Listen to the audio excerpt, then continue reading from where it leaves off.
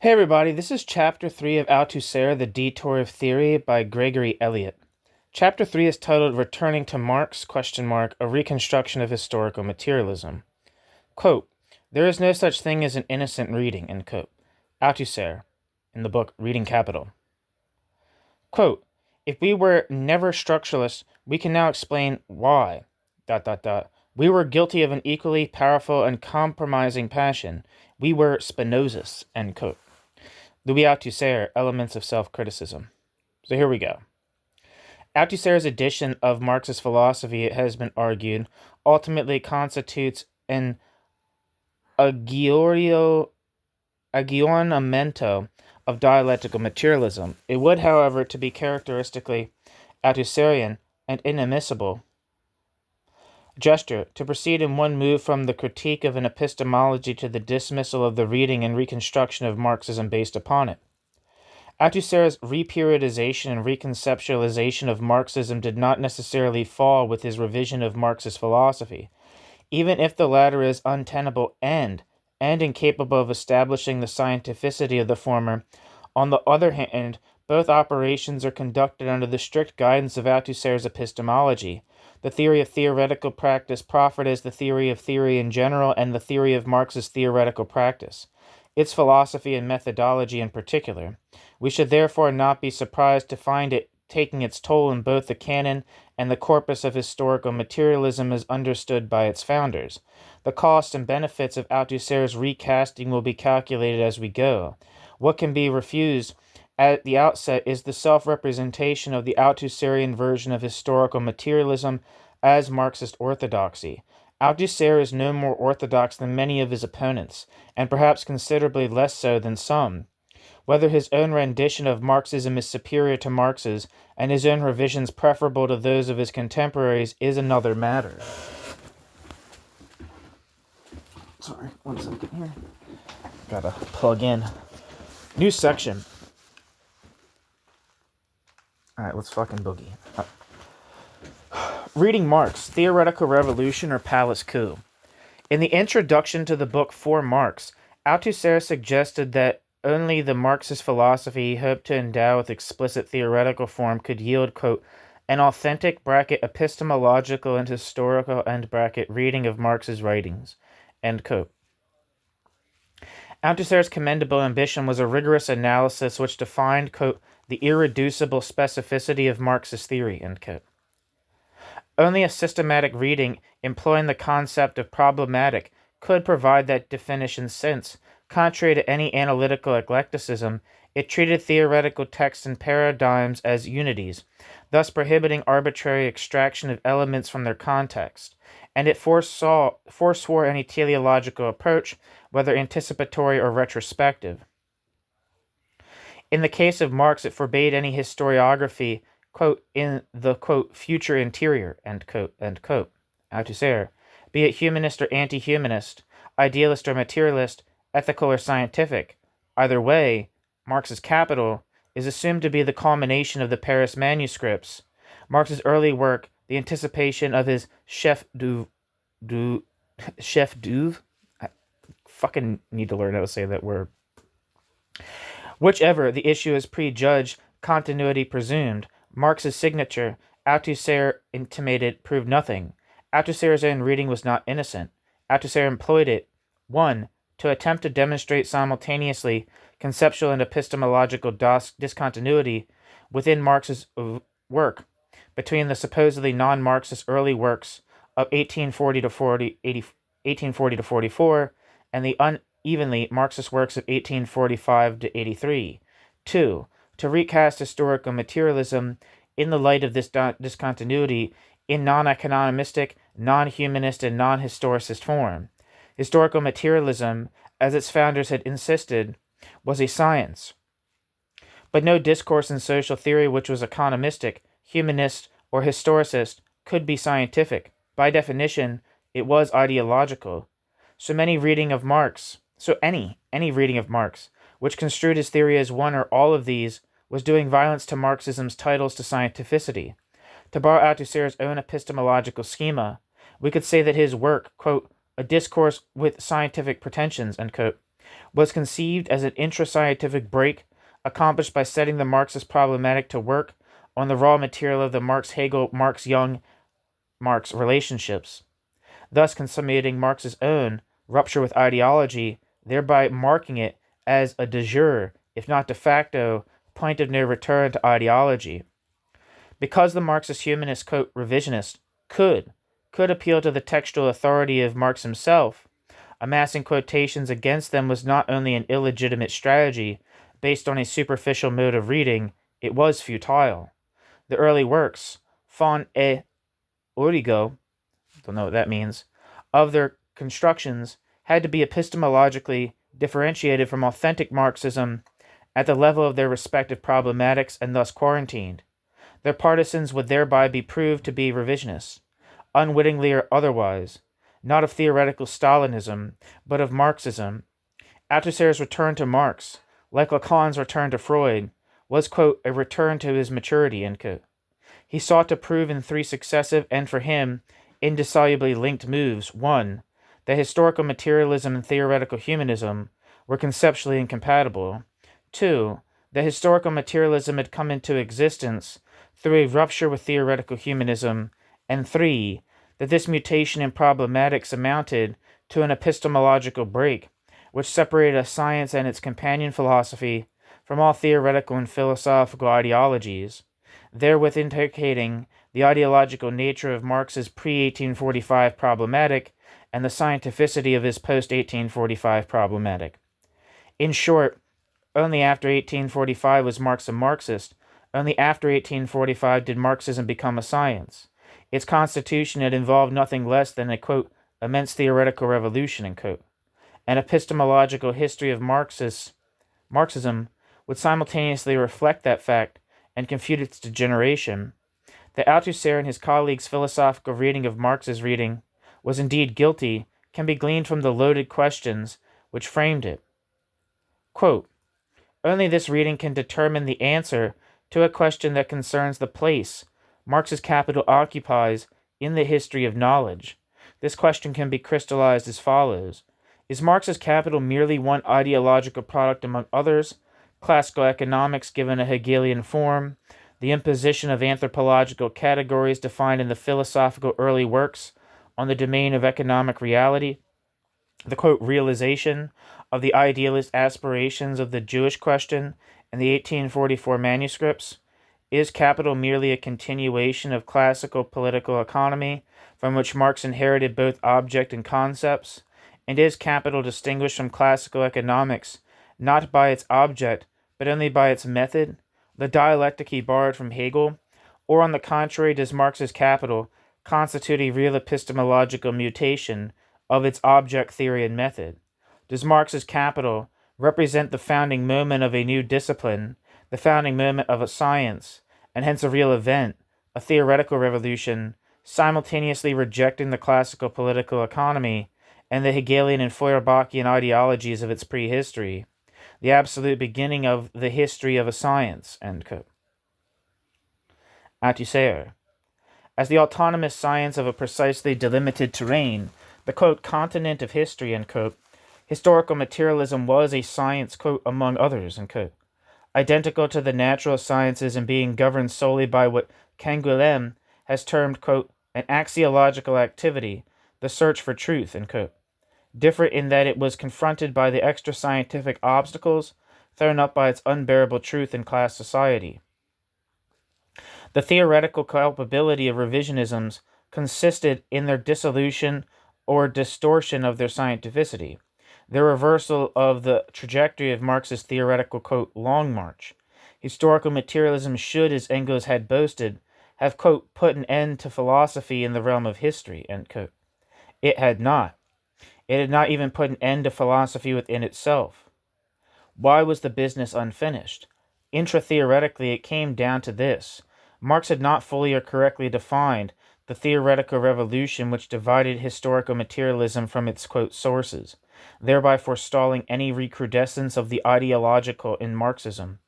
The break was indisputably there, but it was theoretically unreflected and hence vulnerable. Marx had, quote, produced the distinction between himself and his predecessors, end quote, but like other path-breaking scientists such as Freud, had been unable to theorize it rigorously, often reverting to Hegelian concepts to expound it. The prevalence of such pre-Marxist theoretical motifs explains the misleading interpretations of his work made by followers who, with some justice, proclaim their fidelity to its letter. If Althusser could never have assented to the proposition that, quote, the letter killeth, while the spirit giveth life, end quote, he obviously concurred with Spinoza that there was no, quote, heretic without a text, end quote. Indeed, the total novelty of Marx's theory had partially blinded its author to its real achievement. He therefore had to be rescued not only from Engels' compromising defenses of him, but from his own recidivism. The theory of the symptomatic reading enabled Althusser to claim that, quote, in the brief moment of Marx's ... silence, we are simply returning to Marx the speech that is his own, end quote. Althusser.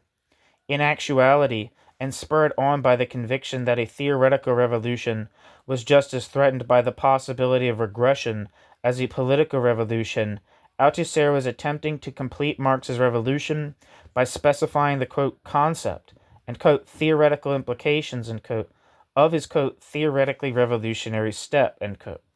He was seeking, in other words, to establish what historical materialism would have to look like if it were to represent an unambiguous break with everything predating it, and that it did indeed constitute such a rupture. In sum, he was attempting to out-Marx Marx. It has been a commonplace among Marxists that Marxism somehow derived from three sources: Hegelian philosophy, political economy, utopian socialism, two revolutions, the French political and English industrial revolutions, and an intellectual movement, the Enlightenment and its romantic aftermath. The major interpretive battle lines have been drawn up over the precise fashion in which this emergence should be understood and what significance to assign to it. A classic account by Lenin, the article The Three Sources and Three Component Parts of Marxism, published in 1913, maintained that Marx's, quote, doctrine emerged as the direct and immediate continuation of the greatest representatives of philosophy, political economy, and socialism, end quote, Lenin. On Althusser's genealogy, the manifest continuity of Marx's development masked a latent fundamental discontinuity. The sources were theoretical ideologies, raw materials, generality 1, which was talked about in the last chapter, the Althusserian concept of generalities, wholly transformed into a scientific body of knowledge, generalities 3, Marx's doctrine.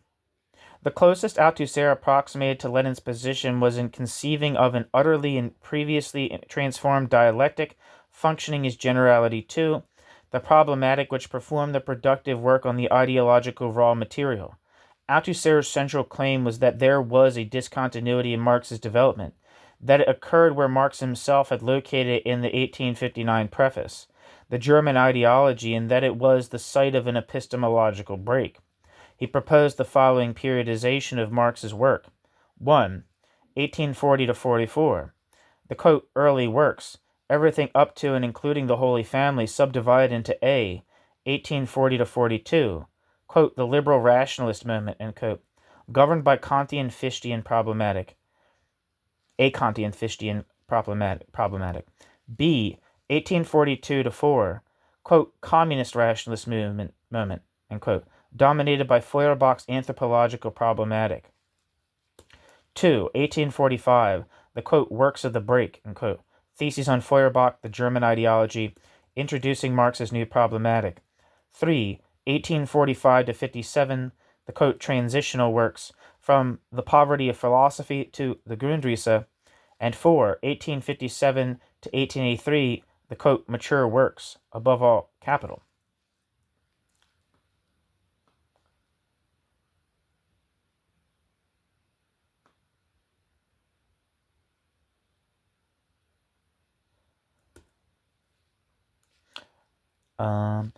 There are 5 preliminary points to be made about this chronology. First, Althusser's graph of Marx's career was in conformity with communist orthodoxy, to the extent that communist orthodoxy, had also looked to the German ideology for the initial formulation of historical materialism. This only serves to highlight the differences between their respective characterizations of it, however. Secondly, as we have seen in Chapter 2, according to Althusser, Marx's revolution constituted in a, quote, double foundation in a single break, end quote, the birth of a new science and a new scientific philosophy. Although quite distinct, historical and dialectical materialism had three things in common. 1. Their rupture with their bourgeois competitors. 2. Their scientificity. And 3. Their combined and uneven development by Karl Marx. Thirdly, in this account, Marx became a communist before he had become a Marxist. His practical political break with the young Hegelians preceded his theoretical break with Feuerbach, but was in turn deepened by it. To confound the two was to confuse the issue.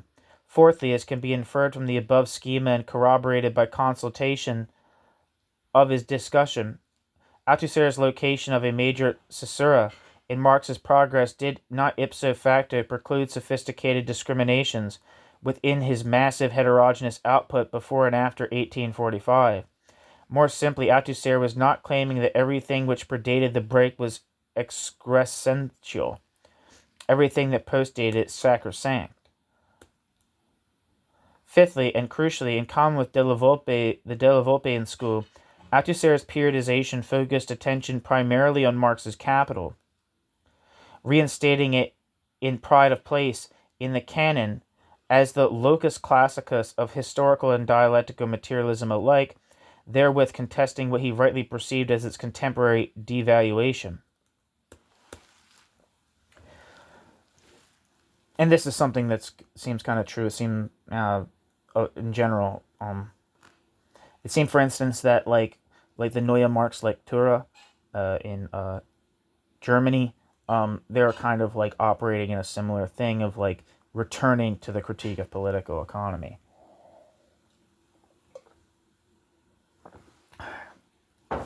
Which had become like never lost its necessarily like its fundamental importance, but was at least like not a subject of like intensive scholarship or discussion.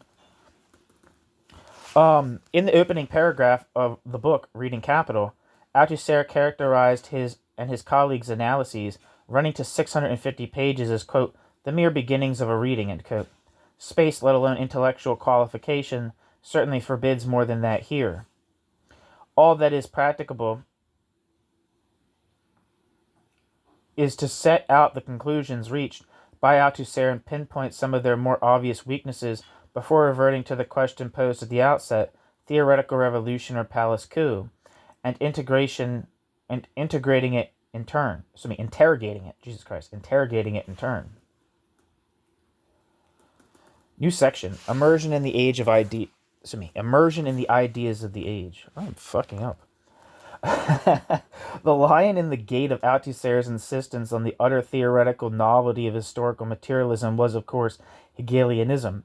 Consequently, Althusser himself inverted Marx's trajectory, attending to his relation to the German ideology, to the virtual exclusion of the other two, quote, sources. As he noted in the piece on the young Marx, Hegel, with whom Marx had to settle accounts, was the Hegel of the young Hegelian movement of the 1840s, arguably a significantly different figure from the author of the Phenomenology and the Science of Logic. This Janus-faced Hegel had been inverted by Feuerbach, philosopher of the concrete, producing a, quote, materialist, philosophical anthropology, a humanist historicism, which represented history as a process with a subject, man, pinnacle of nature, and an end, disalienation and self-realization.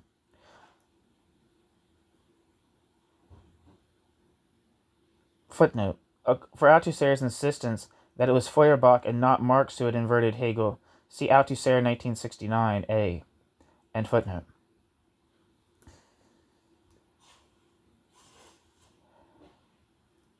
Where am I? According to Althusser, Marx subscribed to it until 1845, and this despite his encounters with, quote, material interest, the nascent industrial proletariat, and its struggles and political economy.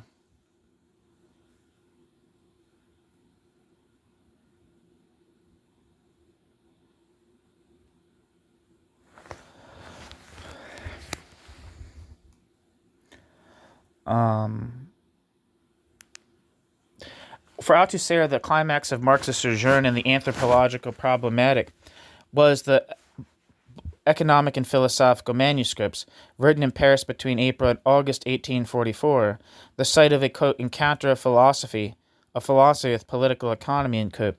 This is Marx's most Hegelian work, a, quote, genial synthesis of Feuerbach and Hegel, end quote. Althusser.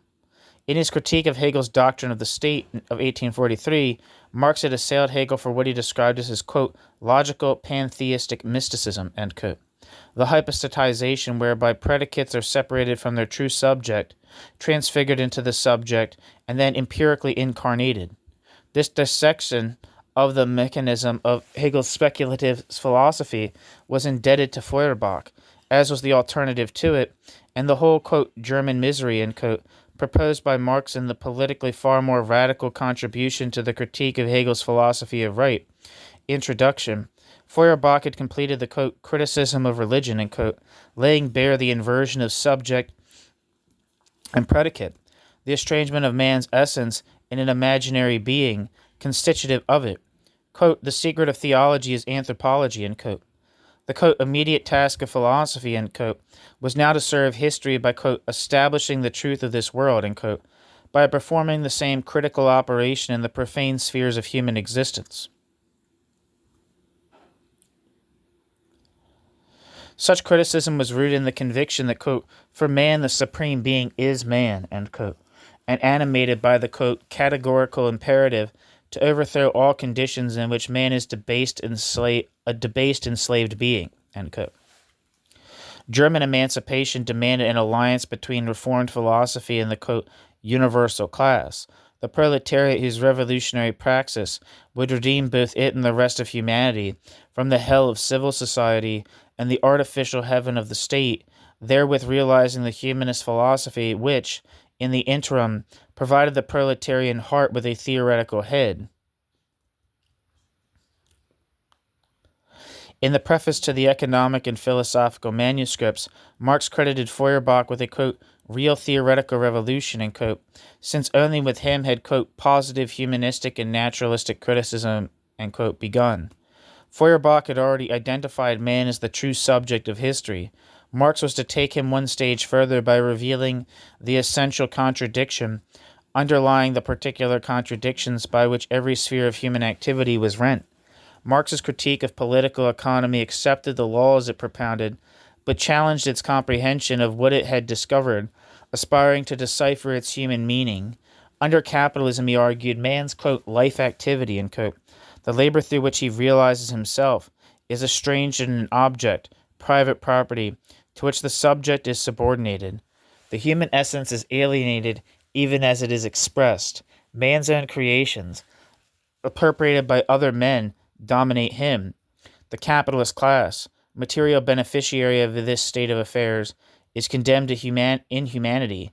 The proletariat, its impoverished victim, to non-humanity. Quote, alienated labor, end quote, the scission of the human essence from the human subject, is the basic contradiction of contemporary existence, with whose advent, however, a potential restoration of the original unity of subject and object can be divined. For the estrangement of man and private property is a necessary historical process, the social and material precondition for the realization of communism, the prelude to the dawn of the genuinely human community to which the, quote, entire movement of history, end quote, has been leading. Communism, writes Marx, quote, is the complete restoration of man to himself as a social, i.e. human being. ... The genuine resolution of the conflict between man and nature and between man and man, ... It is the solution to the riddle of history and knows itself to be the solution, end quote. Marx. Marx's characterization of communism occurs in the third manuscript. At the end of this text, he essayed a critique of Hegel's system.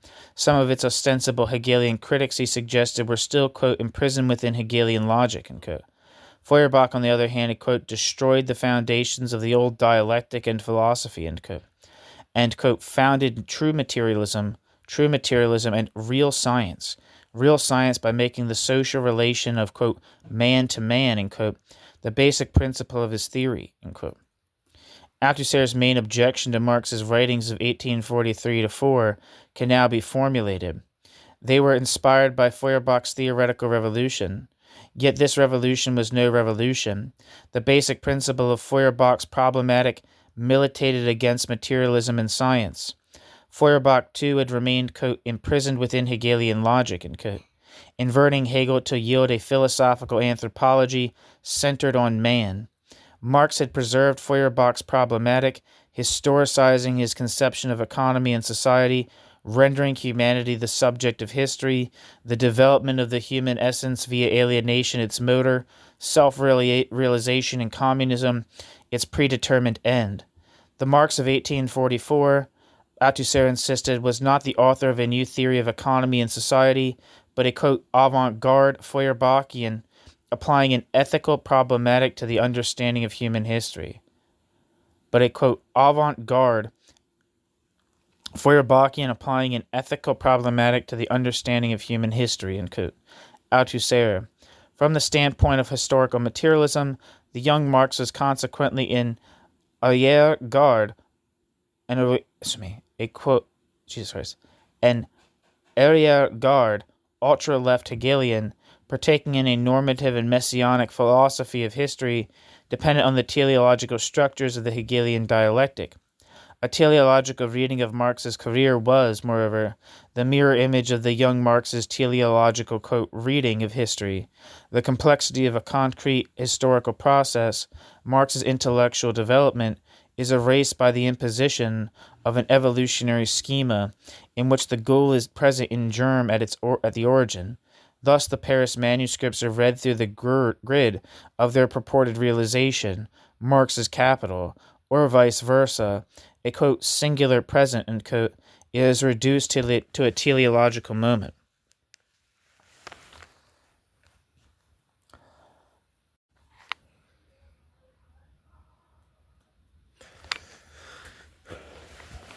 The allegedly grave misinterpretation of Marx censored by Althusser had powerful support in France. Lefebvre's book, Dialectical Materialism, recently reprinted, had been the first work by a French communist philosopher to represent the economic and philosophical manuscripts as historical materialism in statu nascendi, depicting history as the drama of the, quote, total man, who is its, quote, living subject, end quote. Lefebvre.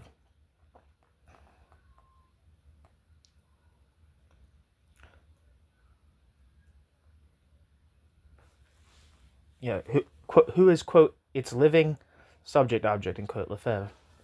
After the war, in the book Humanism and Terror, published in 1947, Merleau-Ponty had endorsed a view of Marx's capital as, quote, inseparably concerned with the working of the economy and the realization of man, end quote. Merleau-Ponty, Marx being, quote, the, quote, realization, end quote, of Hegel, end quote. Merleau-Ponty. Goldman's book, The Human Sciences and Philosophy, published in 1952, a new edition of which appeared in 1966, extolled Lukács's history and class consciousness, and also accredited Karl Korsch and Lefebvre artisans of the, quote, dialectical thought, and, quote, sponsored by the young Marx. For his part, Garridi was now according the themes of the independent Marxists their lettre noblesse, proposing, quote, an authentically universal humanism, end quote. Citing a famous declaration by Marx from the 1843 to 4 introduction as the, quote, fundamental inspiration of Marxism, end quote, declaring Marxism to be a, quote, philosophy of act, end quote, characterizing communism as the, quote, project of and a demand for a total disalienation, the project of total man, end quote. Garridi. Footnote. Marx's declaration, quote, to be radical is to grasp things by the root, but for man the root is man himself, end quote. Marx had furnished the epigraph to Lukács's article Reification and the Consciousness of the Proletariat. End footnote. And Garridi was not alone. In 1966, as we shall see in Chapter 4, the Central Committee of the Communist Party of France adopted a resolution stating that, quote, there is a Marxist humanism, the humanism of our time, end quote. Communist Party of France. Althusser's perception of the contemporary situation of psychoanalysis in the article Freud and Lacan equally applies to historical materialism.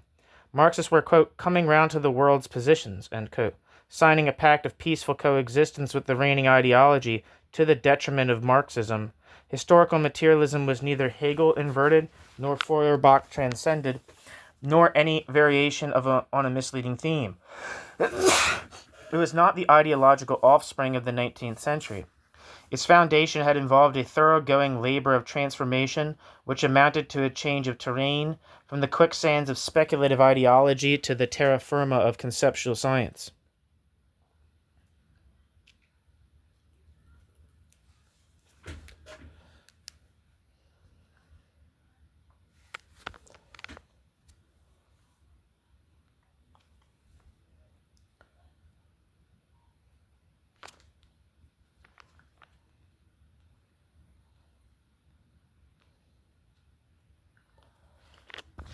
Sorry.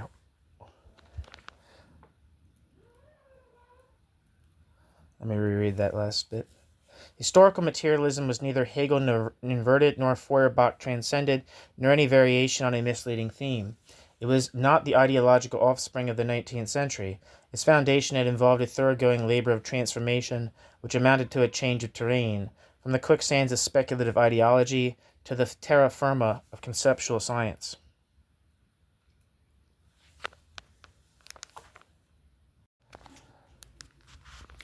New section, Settling Accounts.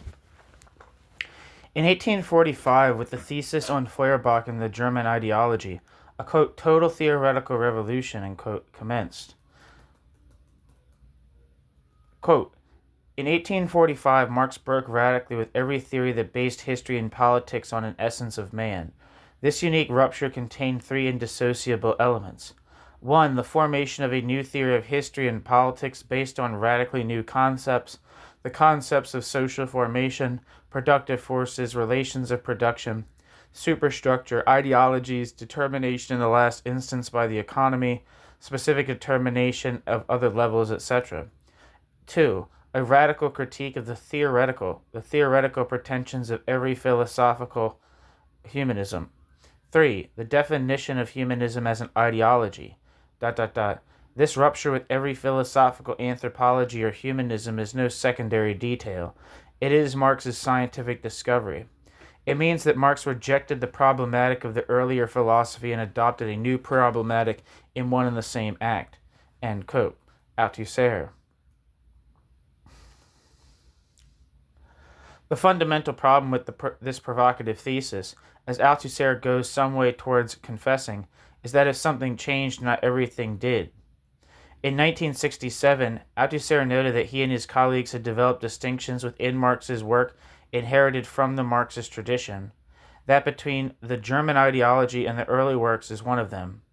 And it is not hard to see why, for it did mark a new stage in Marx's development, a qualitative and quantitative departure. In addition to renouncing philosophy, identification with ideology plain and simple, in favor of empirical science, a renunciation which found no favor with Althusser, of course, Marx and Engels subjected Feuerbach to an acute critique over the thesis which had previously been taken to sum up his, quote, theoretical revolution, for, quote, positing, quote, man, instead of, quote, real historical man, end quote, and thus remaining within the confines of philosophical abstraction. Quote, as Feuerbach is a materialist, Marx and Engels wrote, quote, Feuerbach does not deal with history, and so far as Feuerbach considers history, he is not a materialist, end quote. Marx and Engels. The utopian German socialisms generated by his and other idealist philosophies of history were derided in the second volume as Marx and Engels sought to ground communism in the material social conditions of capitalism. In the course of their complementary critiques, central elements of the very theoretical paradigm which had structured Marx's early works were harpooned and the, quote, premises of their new conception set forth.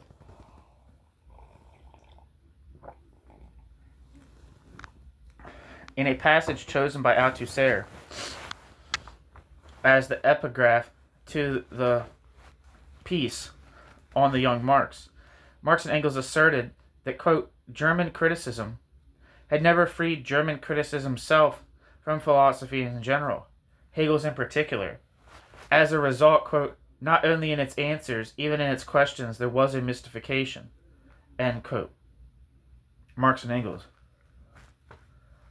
The German ideology instituted a research program which Marx and Engels were to pursue for the remainder of their lives, historical materialism, but it only initiated it. The adumbration of historical materialism offered in this unpublished manuscript lacks some of the theory's most important later components. To name but two, the concept of relations of production and the theory of surplus value.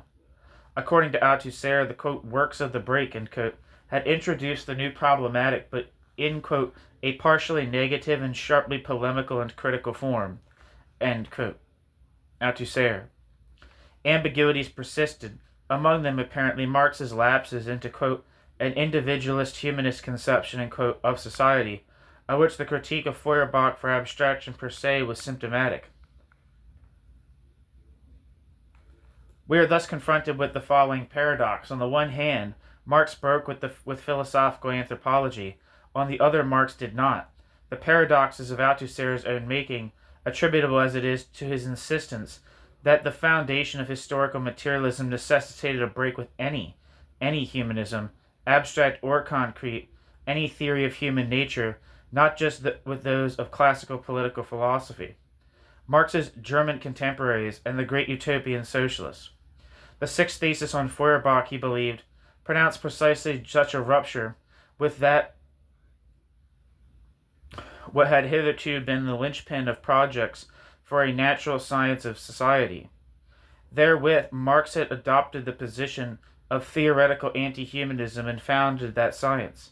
Marx's statement in his article, Marginal Notes on Wagner, of 1879 to 80, to the effect that, quote, my analytic method does not start from man, but from the economically given period of society, end quote, was selected by Althusser as the epigraph to the piece Marxism and Humanism to crown its propositions with the old Marx's authority. But do the sixth thesis and ensuing writings repudiate the category of human nature, or do they reject abstract and eternalist conceptions of the, quote, essence of man, end quote, and foreground the historically mutable, quote, ensembles of social relations, end quote, the, quote, economically given periods of society, end quote, which condition human nature?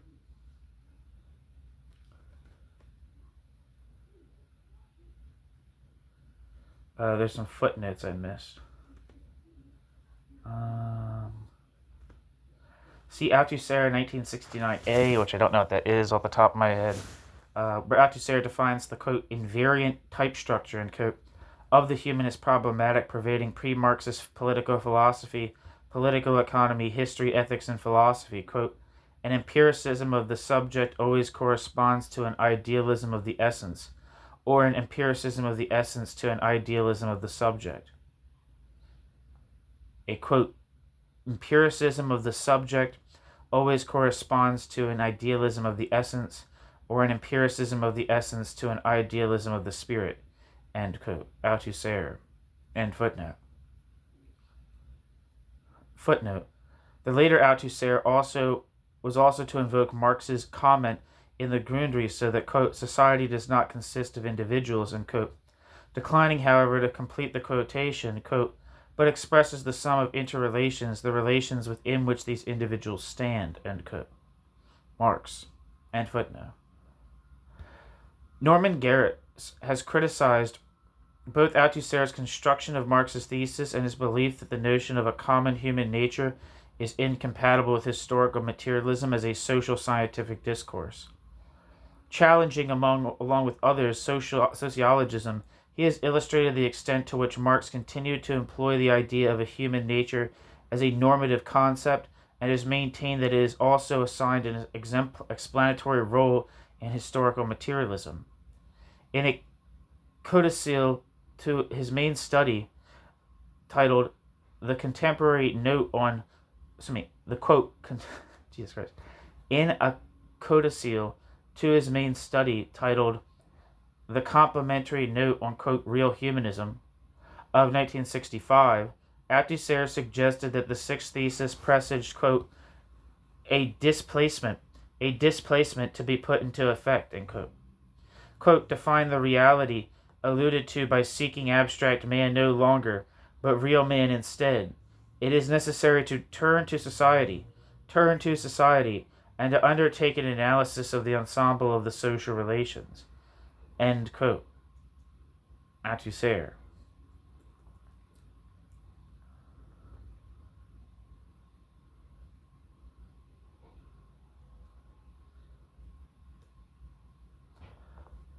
For such an analysis to be scientific, however, it would have to dispense with the services of the concept of man.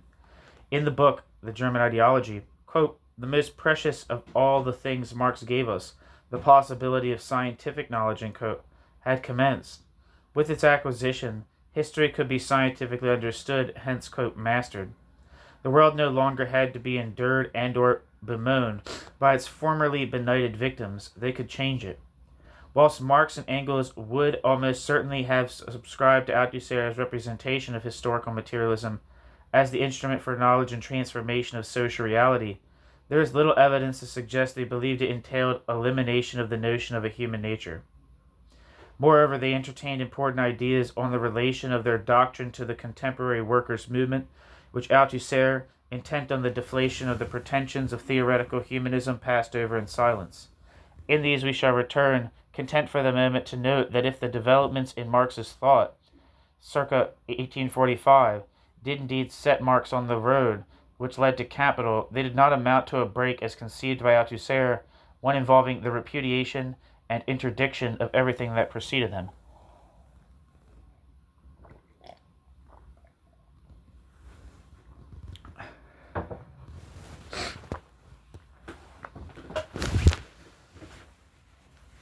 New section, the road to the book Capital.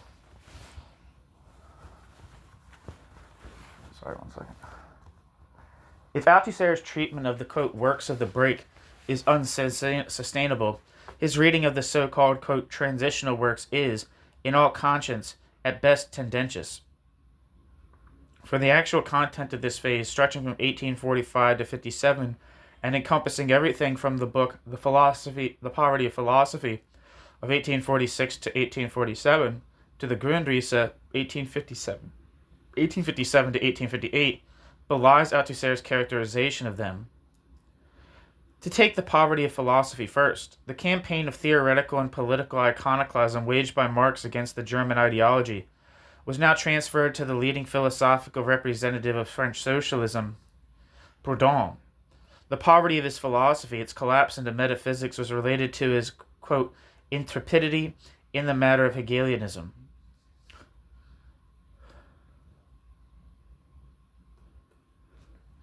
End quote. Marx. Wait.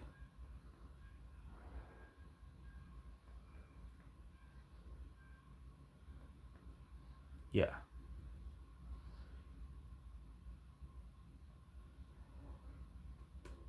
The target of Marx's critique, however, was not simply the ersatz Hegelianism of the Frenchman.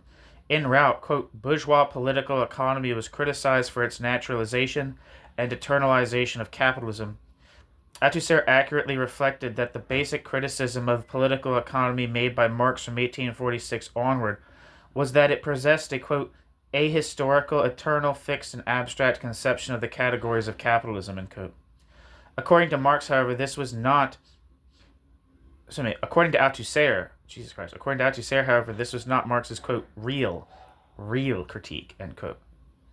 It was, quote, superficial and ambiguous, whereas his real critique is infinitely more profound, end quote. Althusser. Althusser's objection to an idée reçue of Marxist interpretation that Marx's standard critique of political economy is the real critique, and a profound one at that, stems from Althusser's conviction that it erases the novelty of Marx's problematic and construes Marxism as a historicism. It supposedly negates Marx's theoretical revolution by restoring a continuity of object between Marx and Ricardo and positing only a difference of method, the dialectical method bequeathed by Hegel, with which Ricardian economics was historicized.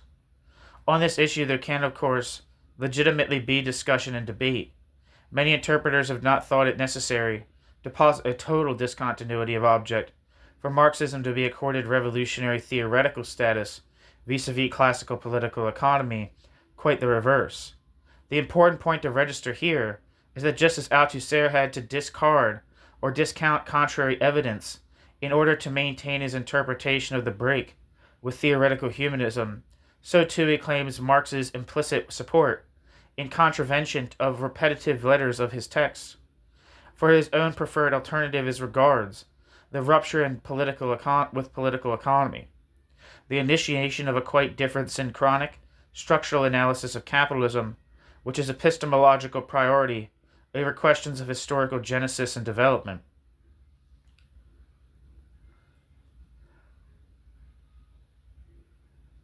Footnote. See Reading Capital, pages 97 to 98. See those pages whose own arbitrary extractions understandably provoke the ear of Thompson in his 1978.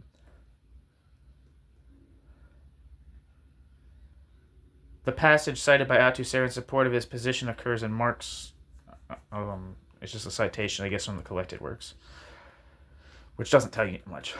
I don't particularly like when people reference the collected works, not because it's not for any, just for the reason that it doesn't tell you precisely in the footnote what there's being referred to. It just tells you the book, because that's all they have to do in order to meet academic standards.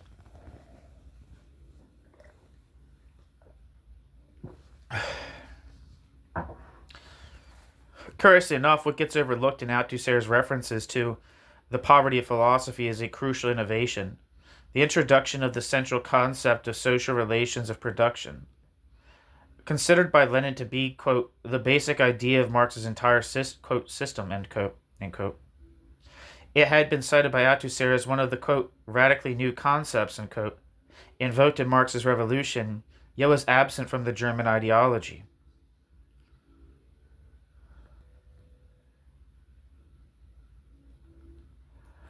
What of the Grundrisse? Here we are faced by an astonishing lacuna.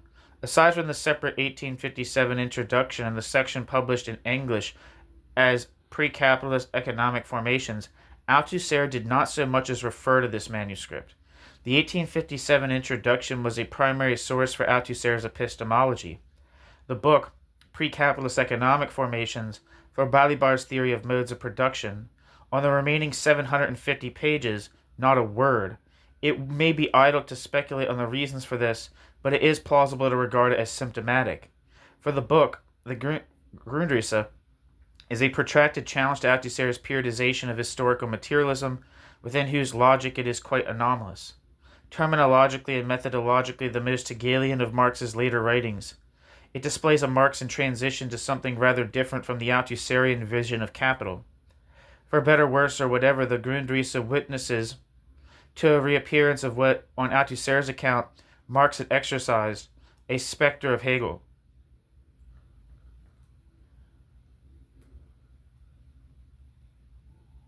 Footnote. See Marx's letter of the 14th of January 1858 to Engels, informing his colleague of his methodological return to Hegel. End footnote.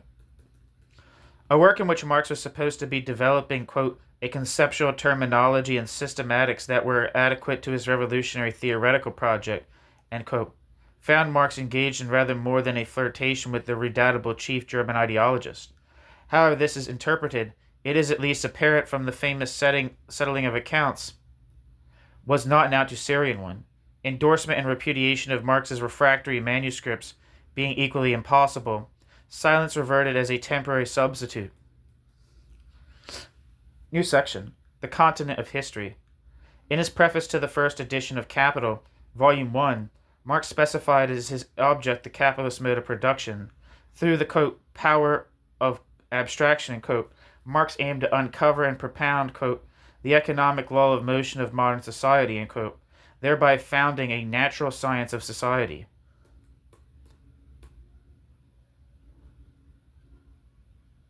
Starting from this explicit program, Althusser argued that in his unfinished masterpiece, Marx laid down the cornerstones of historical materialism by 1.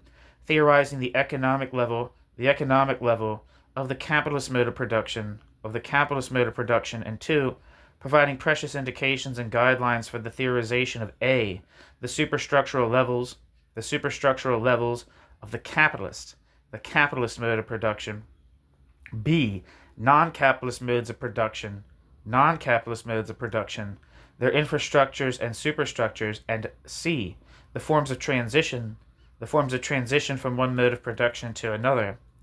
In other words, in Marx's Capital, Marx had founded a theory of history understood as a general theory of modes of production and social formations. In other words, in Capital, Marx had founded a theory of history understood as a general theory of modes of production and social formations.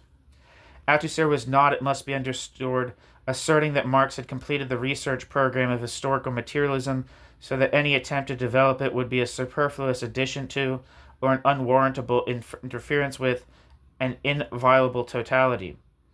Quite the contrary, the purpose of the balance sheet he drew up was to counter what he regarded as revisionism, retrogression, whilst reopening space for genuine development, progress.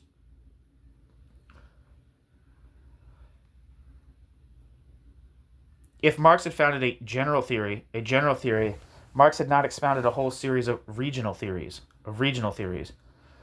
Quote, we must recognize, Althusser wrote, quote, what Marx actually gave us and what he enabled us to obtain for ourselves, although he could not give it to us, end quote. Althusser. Reading Capital. What remained to be done was immense and urgent.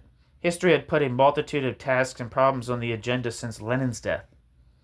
The theory of transition was top priority, relevant as it was both to the problems encountered by the, quote, socialist states and the Third World and to the strategy of communist parties in the imperialist countries. The issue of the, quote, cult of personality, end quote, and the national road/peaceful transition to socialism both fell within its remit. Equipped with the requisite theory, it would be possible to, quote, anticipate the future and theorize not only that future, but also and above all the roads and means that will secure us its reality, end quote. In the absence of it, quote, mankind, will risk, as it has already discovered in the silences of the terror, and may do so again in the velleities, velleities of humanism, entering a future still charged with dangers and shades with a virgin conscience, end quote. Althusser and Balibar. It can now be seen why Althusser considered the conception of capital entertained by Marxists to be of such paramount importance. Their opinion was of what capital did or did not contain, in practice and in principle, was crucial in determining their representation of historical materialism, hence of scientific socialism. If it was construed as merely providing scientific knowledge of 19th century capitalism, or of capitalism in general, the validity of historical materialism was restricted to the past, contested for the more distant past or future. For Althusser, in contrast, the concepts of historical materialism not only provided knowledge of the past, of social formations dominated by the capitalist mode of production, say France in 1965, if properly understood and developed, they were valid for, that is, provided conceptual means of knowledge of, the past, such as the transition from feudalism to capitalism in Britain, and the future, for example, transitions from capitalism to socialism, from socialism to communism. Historical materialism was the science of history of social formations. Historical materialism was the science of the history of social formations, with whose general theory, system of basic concepts, and specific concepts already produced or still to be produced, the past could be understood, the present analyzed and transformed, the future illuminated and dominated. With the advent of Marxism, socialism too had made the transition from utopianism to scientificity. The world could be changed because the world could now be scientifically interpreted. Althusser and his colleagues' reading of Capital aimed to delineate both its explicit/implicit content and, as a function of this, historical materialism's terms of reference. This involved a series of prohibitions and prescriptions, many addressed to other Marxists, Lukács, Kors, Gramsci, Della Volpe, et al. Some to one or both of Marx and Engels. Historical materialism was neither an economism nor a humanism. More fundamentally still, it was not a historicism. Footnote: the title of Chapter 5 of The Object of Capital, which is Althusser's contribution to Reading Capital, which is on this channel, by the way, is the chapter Marxism is not a historicism. For polemical purposes, Althusser used the negative formula anti rather than the privative ahistoricist, etc. I don't know what privative means. Anyway, and footnote. The structure of Marx's work was radically anti-Hegelian, its method no more inverted Hegelian than it was Hegelian.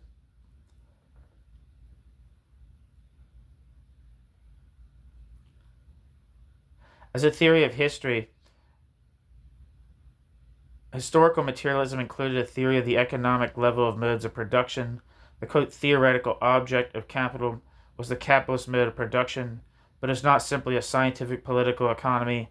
The economic theory was dependent upon the theory of history. Capital affected a critique of political economy at the level of its method and object. Marx's object was incommensurable with that of classical and post-classical economics. Quote, here both the mirage of a theoretical anthropology and the mirage of a homogeneous space of given economic phenomena dissolve simultaneously. Not only is the economic a structured region, occupying its peculiar place in the global structure of the social whole, but even in its own site, in its relative regional autonomy, it functions as a regional structure, and as such determines its elements. End quote. Althusser.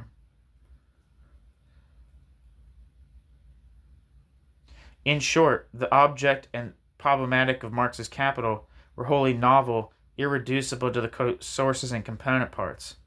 End quote. Althusser. Footnote.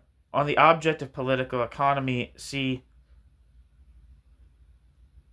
Reading Capital, page 160. Althusser's cursory discussion of it, a mere 7 pages, is centered on the definition given in Lalonde's Dictionnaire philosophique, whilst readers interested in contemporary economic theory are referred by him to Maurice Godelier's, quote, remarkable article, end quote, titled The Object and Method of Economic Anthropology, originally published in 1965. End footnote. This set of conclusions was counterposed to Marx's own tendency to conceive his work as an intra-scientific break within the tradition of classical as opposed to vulgar political economy. A more immediate and formidable obstacle to it perhaps is the presence of Hegelian elements in Marx's Capital. In the article on the materialist dialectic, Althusser was confident or rash enough to assert their absence with the exception of, quote, 2 sole sentences, end quote. Althusser. In the book, Reading Capital, Althusser conceded their presence, but treated them either as terminological residues or coquetry whose significance had been overestimated, or as the inadequate terminology in which Marx had couched what were in reality bona fide Marxist concepts, such as the exposition of the theory of fetishism. Footnote. Rancière's paper was concerned to distinguish between the young Marxist theory of alienation, ideological, and the mature Marxist theory of fetishism, scientific.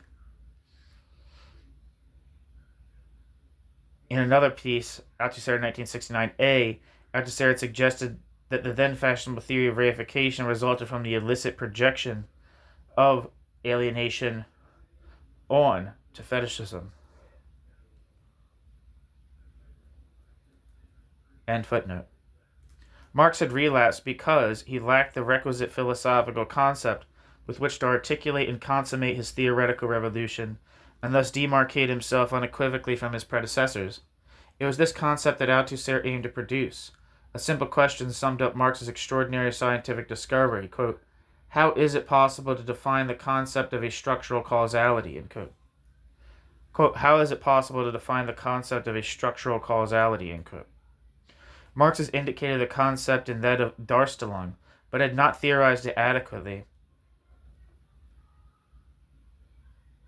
Footnote, on the proximity of the theory of fetishism and the concept of Darstellung to the Hegelian doctrine of essence, see Kalinikos, 1982. End footnote. Classical theories of causality had filled the vacuum in his work and that of his followers, erasing the novelty of the Marxist conception of the social whole. Quote, alone Marx looked around him for allies and supporters. Who can reproach Marx for allowing himself to lean on Hegel? End quote. Althusser, who indeed? But the real question lies elsewhere.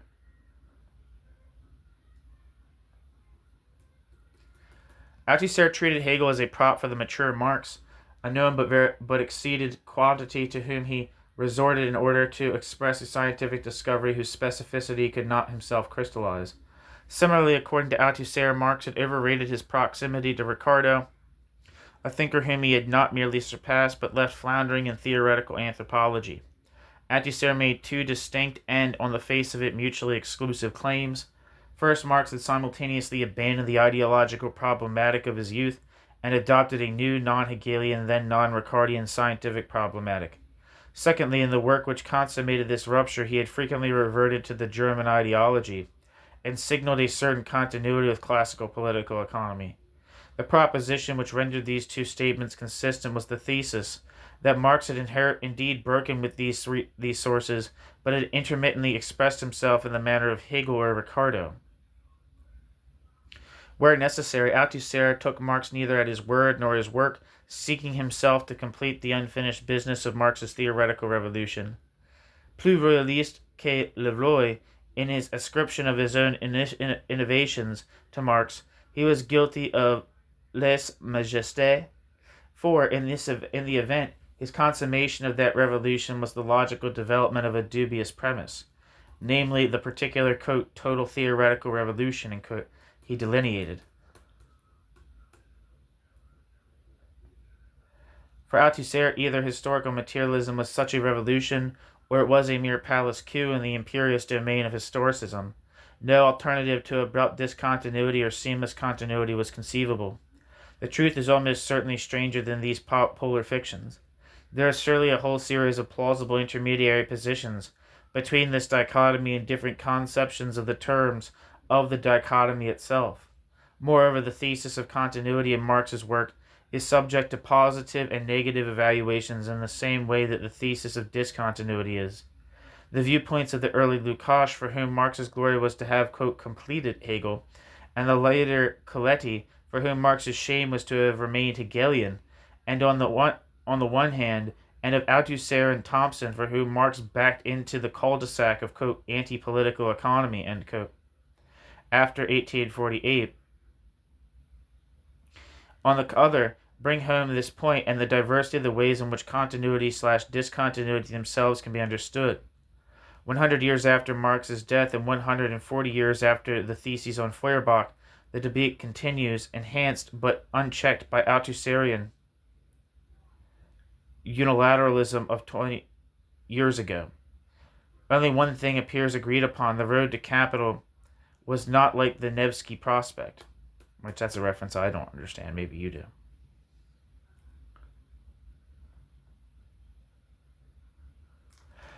Althusser's contentious stand on this and on other issues is not the only problem with his discussion of Marx's development. In his determination to disqualify the early works of pre-scientific, Althusser made little or no attempt to substantiate his case for the scientificity of historical materialism. In other words, he conflated the negative operation of demarcation with the positive task of vindication. The result is that his epistemological differentiation between the early and mature work is uncorroborated. Enlisting the support of Marx's 1859 preface, Althusser conceived the, quote, settling of accounts with our former philosophical conscience, end quote, as a conceptual and epistemological break such that Marxism conformed to the criteria of Bachelardian epistemology. The problem with this was that it elided three quite distinct claims.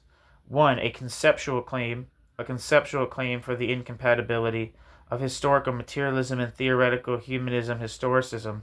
2. A historical textual claim for the existence of a rupture between the two in Marx's work. And 3. An epistemological claim for the scientificity of historical materialism.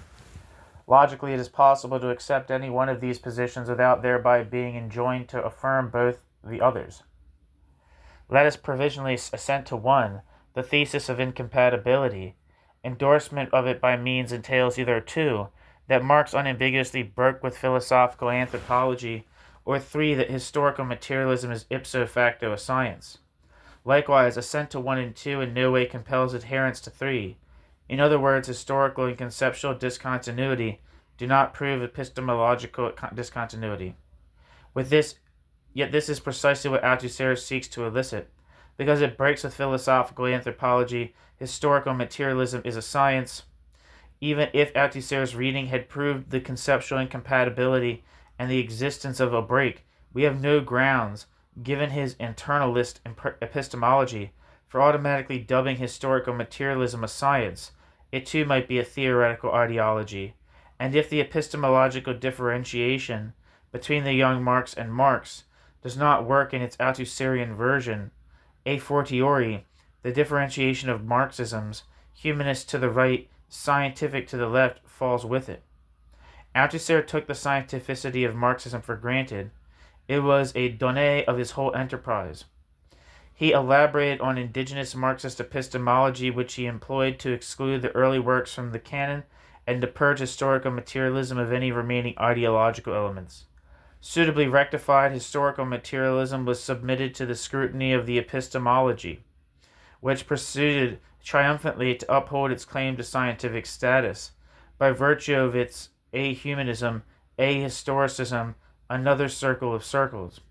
What was never in doubt was the scientificity of Marxism. The raison d'etre of Althusser's intervention was to defend that status. What is never essayed in a positive vindication of it what is never essayed is a positive vindication of it. The fulcrum of Althusser's discussion is the inadequacy of the young Marx's problematic as a theoretical basis for historical materialism. Althusser's bias is not hard to explain.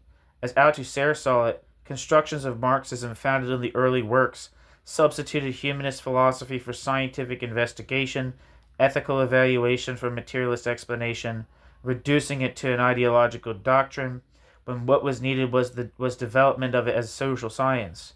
This is a theoretical dereliction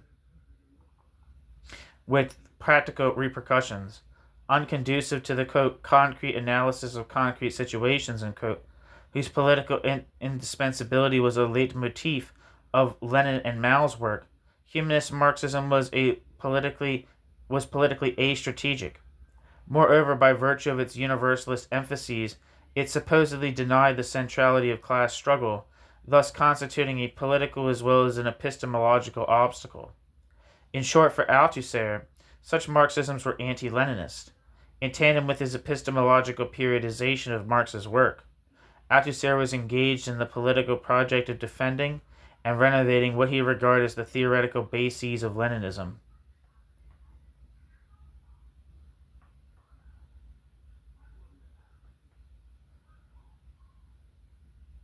Thus, by an additional twist to the Althusserian conjuring trick, quote, Leninism and, quote, Marxism-Leninism were identified with plain Marxism and vindicated by its reflected epistemological luster. Arguably, Althusser's reading was theoretically because politically culpable. Althusser's co-option of Bachelardian epistemology misfired, precluding attainment of Althusser's goal, validation of a scientific theoretical revolution. Althusser could sustain the postulate only through the license offered by the concept of a problematic, which he tellingly defined on one occasion as an author's, quote, potential thoughts, unquote, which authorized categorization of an inauspicious concept as a word, an auspicious word as a concept. The near silence on the, quote, transitional works, unquote, is a pregnant one. Hypothetically, in the transitional period, 2 or more modes of theoretical production coexisted until 1. The scientific became dominant in the theoretical formation, resulting in capital. Yet this was textually indefensible. The Althusserian reading was in fact jammed by its key concept, problematic, which made it impossible to think. 1.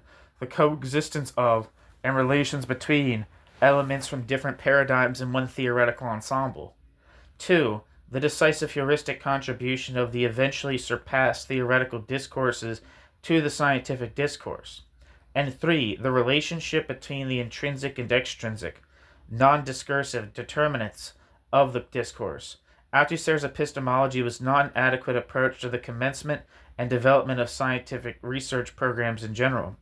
A theoretical revolution thought according to its dictates must supervene with such rapidity, see Kuhn's paradigm, quote, paradigm and Foucault's episteme, in the autonomous domain of theory, as to render it unintelligible. Given that a novel, quote, object of knowledge, end quote, accompanies the installation of a new conceptual system, the whole construction becomes doubly vulnerable.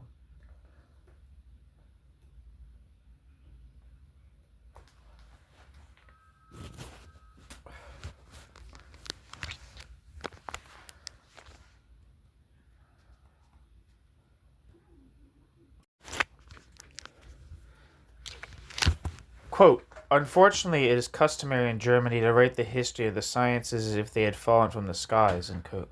Engels once remarked to a correspondent.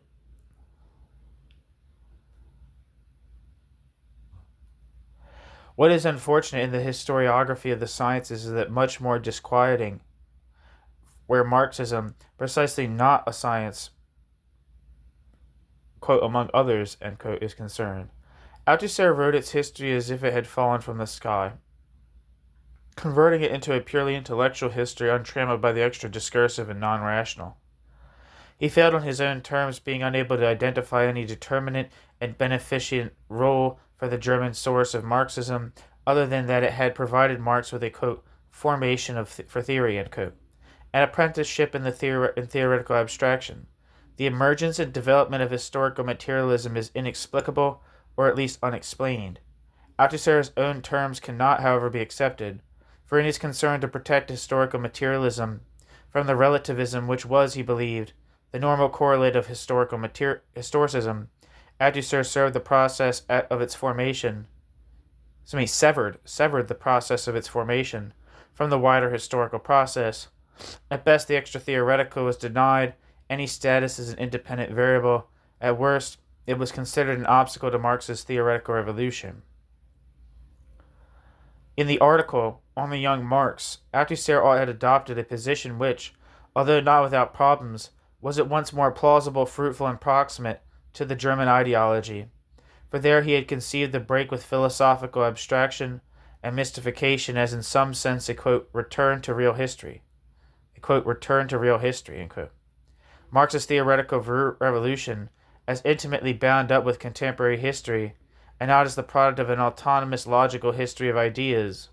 Marx's, quote, retreat from ideology towards reality, end quote, Marx argued, quote, came to coincide with the discovery of a radically new reality, of which Marx and Engels could find no echo in the writings of, quote, German philosophy.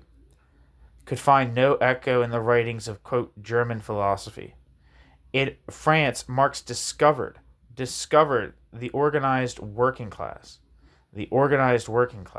In England, Engels discovered developed capitalism and a class struggle obeying its own laws and ignoring philosophy and philosophers. A developed capitalism and a class struggle obeying its own laws and ignoring philosophy and philosophers. This double discovery played a decisive part in the young Marx's intellectual evolution, the discovery beneath the ideology which had deformed it of the reality bracket of 1840s Germany, Gregory Elliot, end bracket, it referred to, and discovery beyond the contemporary ideology which knew it not of a new reality. Marx became himself by thinking this double reality in a rigorous way, by changing elements and by thinking the unity and reality of this new element. ... If we are truly to be able to think this dramatic genesis of Marx's thought, it is essential ... to adopt ... a logic of actual experience and real emergence. A logic of actual experience and real emergence. One that would put an end to the illusions of ideological immanence. In short, to adopt a logic of the eruption of real history and ideology itself. The eruption of real history and ideology itself. Unquote. After 1961, footnote, the reader is directed by Althusser to the, quote, real history of the young Marx by Cornu, to whom Althusser's essay is dedicated. End footnote. After 1961, such propositions were eschewed as empiricist and positivist. Ideological postulates derived from the Feuerbachian vestiges in the, quote, works of the break, end quote. Any connection between science and society, science and class, was denied except in the negative form of epistemological obstacles. The working class, its struggles and organizations disappeared, with all historico-political conditions and determinants, from the transcendent conceptual universe in which Marx had practiced theoretically. The part of proletarian politics in his theoretical rupture was effaced. The role played by the practical affiliations of historical materialism in its subsequent development repressed. The terminus of this rationalism was precisely the unintelligibility of Marx's evolution foreseen and deprecated by Althusser in the article on the young Marx. The cognitive autonomy of Marx's science was secured at the cost of an explanation of Marx's science's genesis, its epistemological dignity, at the price of what Althusser once referred to as, quote, an aristocratism of theory and of theory's, quote, thinkers, end quote, Althusser. Althusser's reading of Marx, we can conclude, had the merit of foregrounding the emergence of the theory of history as the most decisive development in his thought, the demerit of obscuring its conditions of production and its affiliations. What now of his reconstruction of that theory, once cured of its nostalgia for its youth?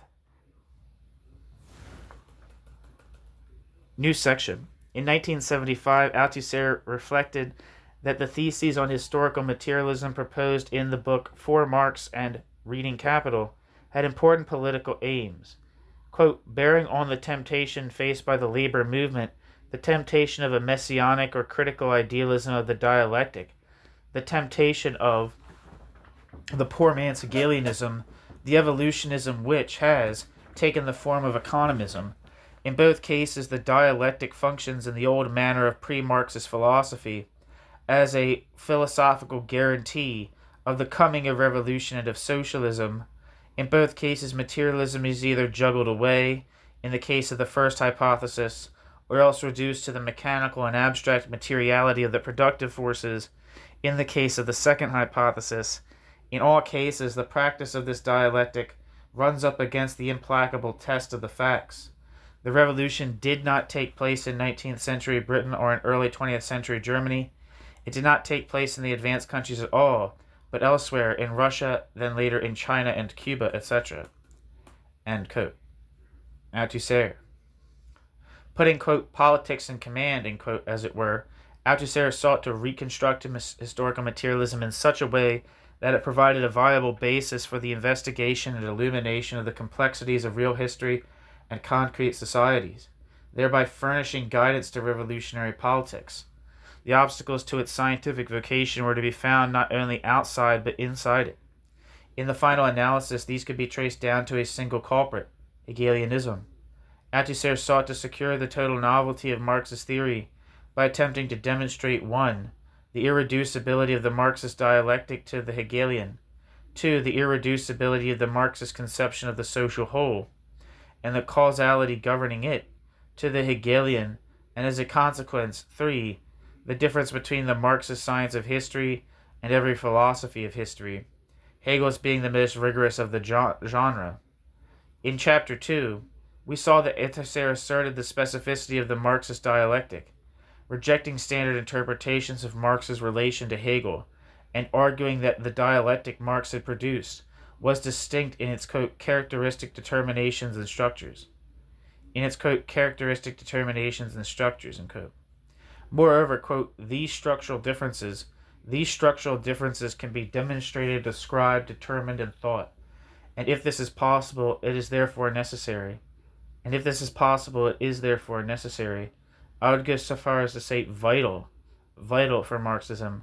I say vital, for I am convinced that the philosophical development of Marxism currently depends on this task. End quote. Althusser dedicated himself to it in the belief that past and present experience attested to its urgency. Althusser's adversaries were not confined to the minoritarian if resurgent tradition of Western Marxism. De-Stalinization had, as we have seen, licensed a return to Hegel among communist intellectuals, capital C communist. At the same time, the revision of Histomat, then underway, preserved much of its theoretical basis.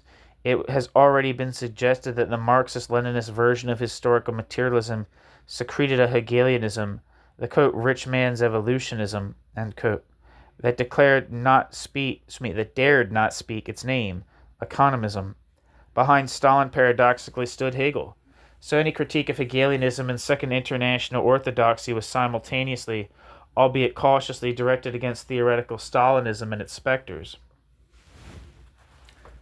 Althusser was going against official and underground currents, against, quote, right and, quote, left Hegelianism, past and present alike. In a short piece on Marx written in 1877, Engels credited him with two main scientific discoveries, the materialist conception of history and the theory of surplus value. The latter is the cornerstone of capital.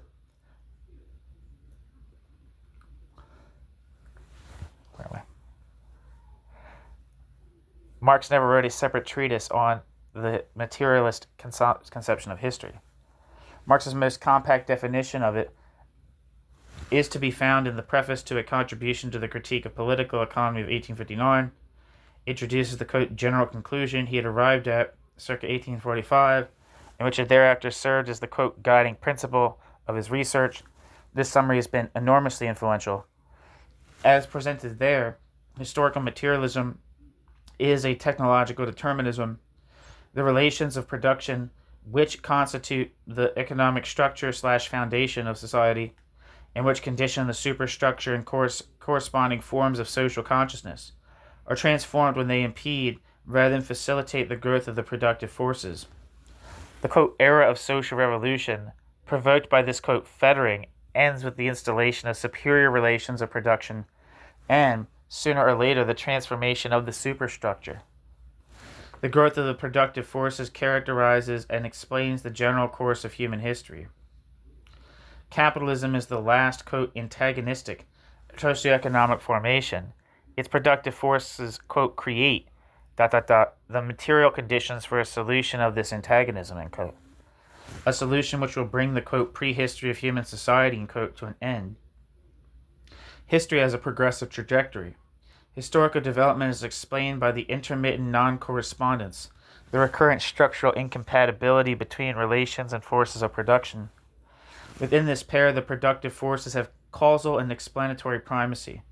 Marx's conception of historical materialism will not be discussed in any more detail at this stage. For the time being, it is necessary to note two things.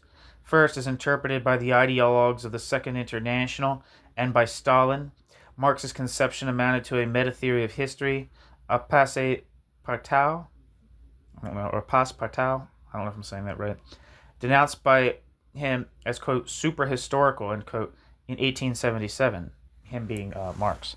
Secondly, as it stands, this, quote, materialist conception of history, end quote, was anathema to Althusser. The speculative evolutionist philosophy of history all too often substituted for concrete socio-historical analysis, which he termed economism. The nadir of economistic interpretations of the 1859 preface, and therewith of historical materialism, is Stalin's opuscule, Dialectical and Historical Materialism. Footnote. Stalin describes the preface as, quote, the most brilliant formulation of the essence of historical materialism, quoting its central passage at the end of his essay. And footnote. Stalin's subsumption of historical materialism under diamat produced histomat, quote, the extension of the principles of the dialectical materialism to the study of social life, their application, to the phenomena of the life of society, to the study of society and its history, end quote. Stalin. This extension led to a unilinear vision of history as the evolution and fixed sequence of progressive modes of production and corresponding superstructures, quote, primitive, communal, slave, feudal, capitalist, and socialist, end quote, according to the laws of crypto-Hegelian dialectic. For Stalin, the, quote, determining element of economic development, and hence of the transition from one to another, higher mode of production, is the productive forces, whose quantitative progress induces qualitative change, revolution. In defense of his thesis of the primacy of the productive forces, and in particular of, quote, the development of the instruments of production, end quote, he quotes a celebrated remark from The Poverty of Philosophy, quote, the hand mill gives you society with the feudal lord, the steam mill society with the industrial capitalist, end quote. Moreover, Stalin asserts that, quote, whatever is the mode of production of a society, such in the main is the society itself, its ideas and theories, its political views and institutions, end quote. Stalin. Accordingly, the, quote, prime task of the, quote, historical science outlined by him is, quote, to study the the laws of economic development of society, end quote. Historical materialism had in effect been reduced to a Marxist political economy whose laws are guaranteed by their consonance with those enunciated by Diamat.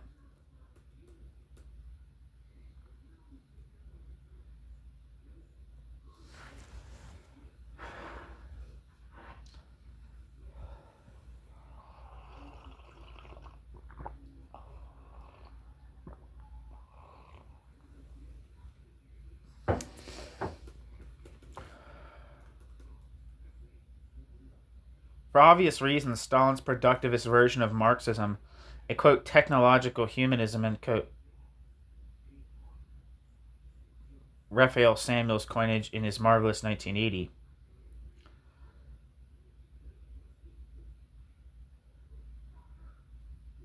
commanded the public loyalty of at least millions of communists.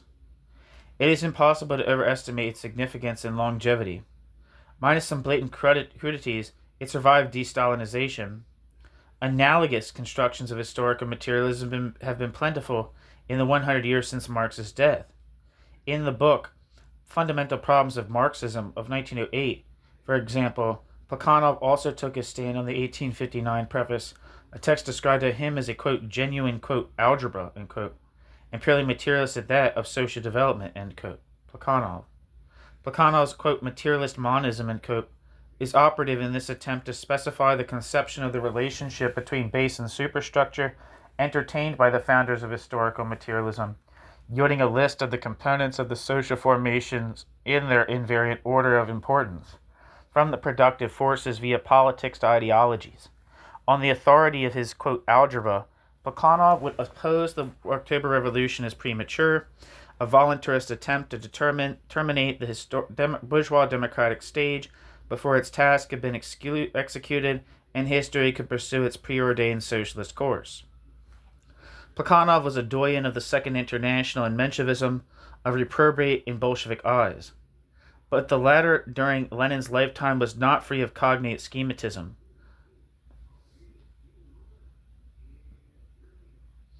Bukharin's book, Historical Materialism, published in 1921, issued by the Comintern as a manual for communist militants, sought to codify the theoretical orthodoxy inherited by them.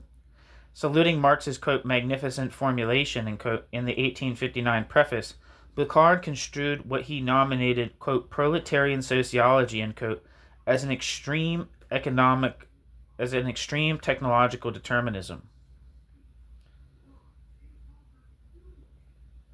The, quote, historic mode of production, i.e. the form of society, end quote, Bukharin wrote,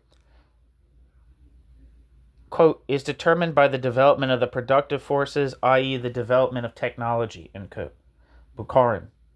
The relations of production were merely the, quote, envelope in which the dynamic productive forces could flourish until such time as the contradiction between form and content, the progressive inadequacy of the relations to the forces of production became insurmountable. Therewith, quote, social equilibrium was disrupted and restored, at a higher level only with the provision of a new adequate envelope. In this preface, Marx had furnished a, quote, general description of the process of social evolution, and, quote, its end state was communism, a metamorphosis of capitalism, and the, quote, supersession of previous modes of production. Bukharin's postponement of any discussion of, quote, classes and class struggle, end quote, to the final chapter of his book is no accident. They appear as, quote, instruments of social transformation, end quote, vehicles of natural necessity. As employed by Althusser, the category of economism had a somewhat wider theoretical significance than Lenin's use of it. For example, in What is to be Done, to criticize a tendency within Russian Marxism, which, in the belief that capitalist economic development would engender its own gravediggers, discounted the importance of the political intervention of a revolutionary party, concentrating instead on economic struggle. Nevertheless, they were closely related. Althusser identified the economistic problematic as the root of the economistic deviation in politics, as the root, that is, of the reformist fatalism which relies on the, quote, inexorability of a natural process, end quote. Marx, to destroy capitalism, evolution to perform the task of revolution, abstract reductionist and teleological economism, abstract reductionist and teleological, economism is a scheme in which the economy and the economy's contradictions is the pantheistic demiurge, which is like origin, of history, and individual societies are only variations, quote, backward or, quote, advanced on a universal model. For Althusser, its political fatalism is the reverse side of the same coin. As the voluntarism of Hegelian Marxism, its denial of any autonomy and effectivity to the superstructures, the hallmark of their common theoretical leftism. At best, it is analytically jejune and politically impotent, legislating to concrete historical processes which decline to conform to it. Discomfited by the, quote, implacable test of the facts, and, quote, and therefore constantly surprised by real history, as in Russia in 1917, history's, quote, exceptions, Althusser insisted, proved the rule of exceptionalism, being aberrant only with respect to the, quote, abstract, but comforting and reassuring idea of a pure, simple, quote, dialectical schema, end quote. Althusser.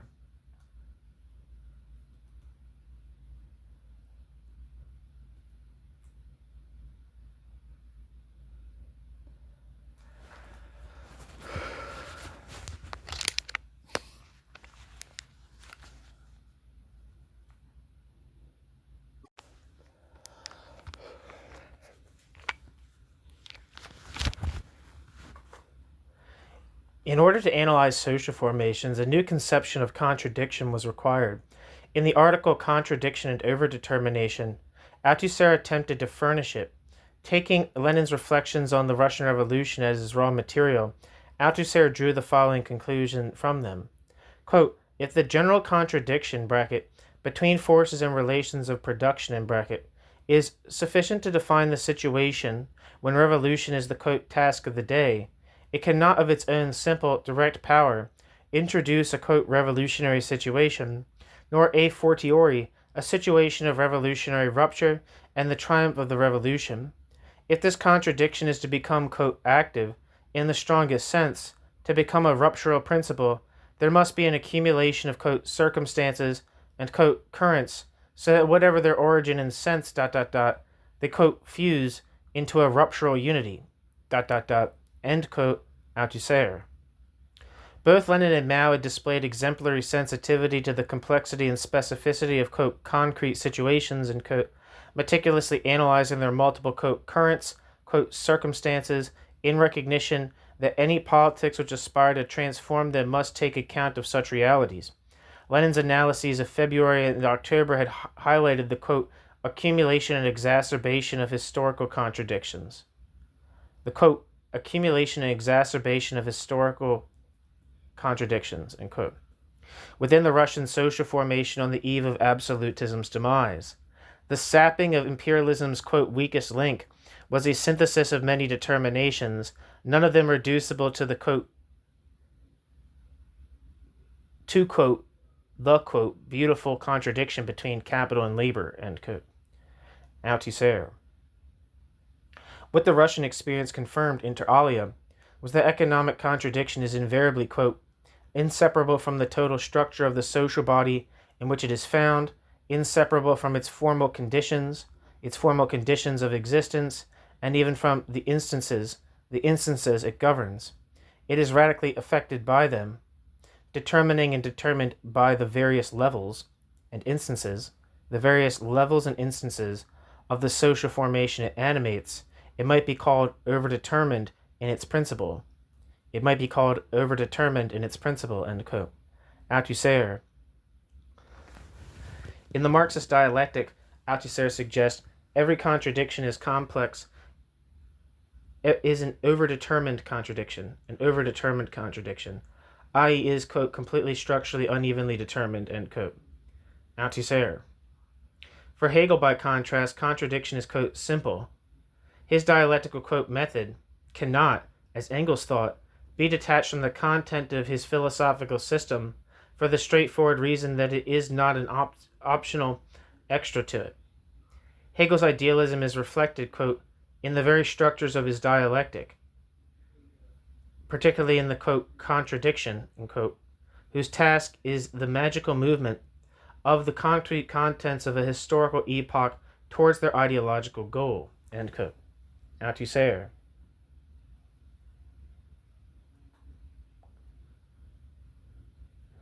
The logic of the Hegelian dialectic, a, quote, circle of circles, is inexorable, teleological and theological, a, quote, theoretical concentrate, end quote, of its author's conception of history as the, quote, process of development and realization of spirit, end quote. If historical materialism was to be something more than an economic version of this, quote, theodicy, it must dispense with the services of a method which possessed a mystical kernel and shell. In practice, Lenin and Mao, acknowledging the complexity constitutive of the Marxist concept of contradiction. Mao's book On Contradiction of 1937, in particular, had developed a series of distinctions between principal and secondary contradictions, between the principal and secondary aspects of contradictions, between antagonistic and non-antagonistic contradictions, quite far into Hegelianism. The leader's, quote, practical break was to be theoretically consolidated and reflected by the importation of Freud's concept of, quote, overdetermination, and the Lacanian version of his categories of, quote, condensation and, quote, displacement. The medley of endogenous contradictions informing a social formation are not manifestations of some immanent essential contradiction between the forces and relations of production. Although organized in a hierarchy of dominance and subordination in any particular conjuncture, a multiplicity of real and effective contradictions coexist throughout the region of the social formation, permeating it. They are simultaneously determinate and determined, quote, overdetermining each other, a process which can result in their, quote, condensation or, quote, fusion, in the, quote, ruptural unity, which is a revolutionary rupture.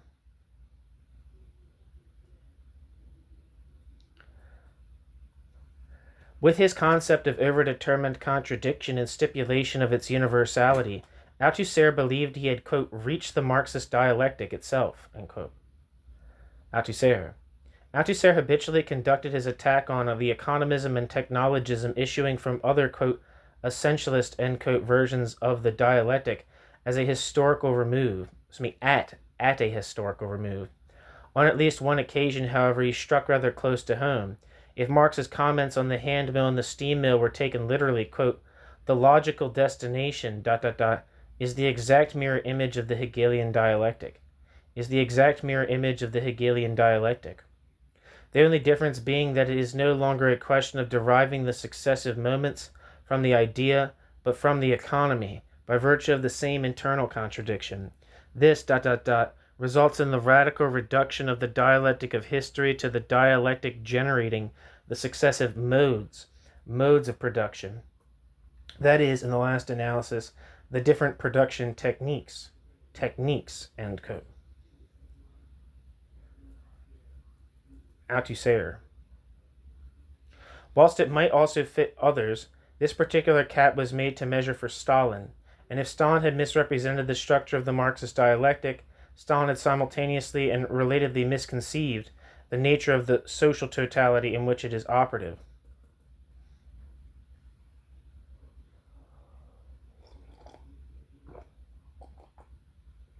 New section. What is a society? When in 1923 Lukács complained that for, quote, vulgar Marxism, there are, quote, 3 degrees of reality, end quote, economy, state/law, and ideology in descending order. Korsch voiced a sentiment that was to become an idée fixe of Western Marxism.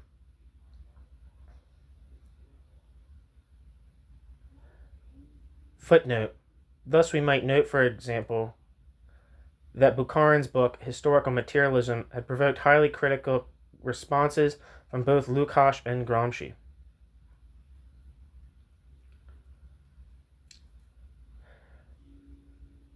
End footnote. Althusser is no exception to this particular rule. In his case, however, Western Marxism, Gramsci as well as Korsch and Lukács, De la Volpe and Coletti as well as Sartre, equally finds itself in the dock for an erroneous conception of the nature and structure of society. By different routes, both traditions in historical materialism suppress the, quote, specific effectivity of the superstructures.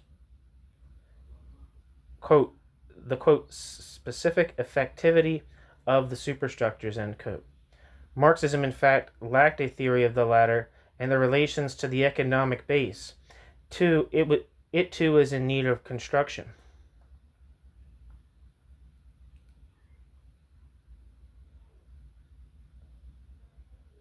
Footnote. Only Gramsci is credited with having built upon what Marx left.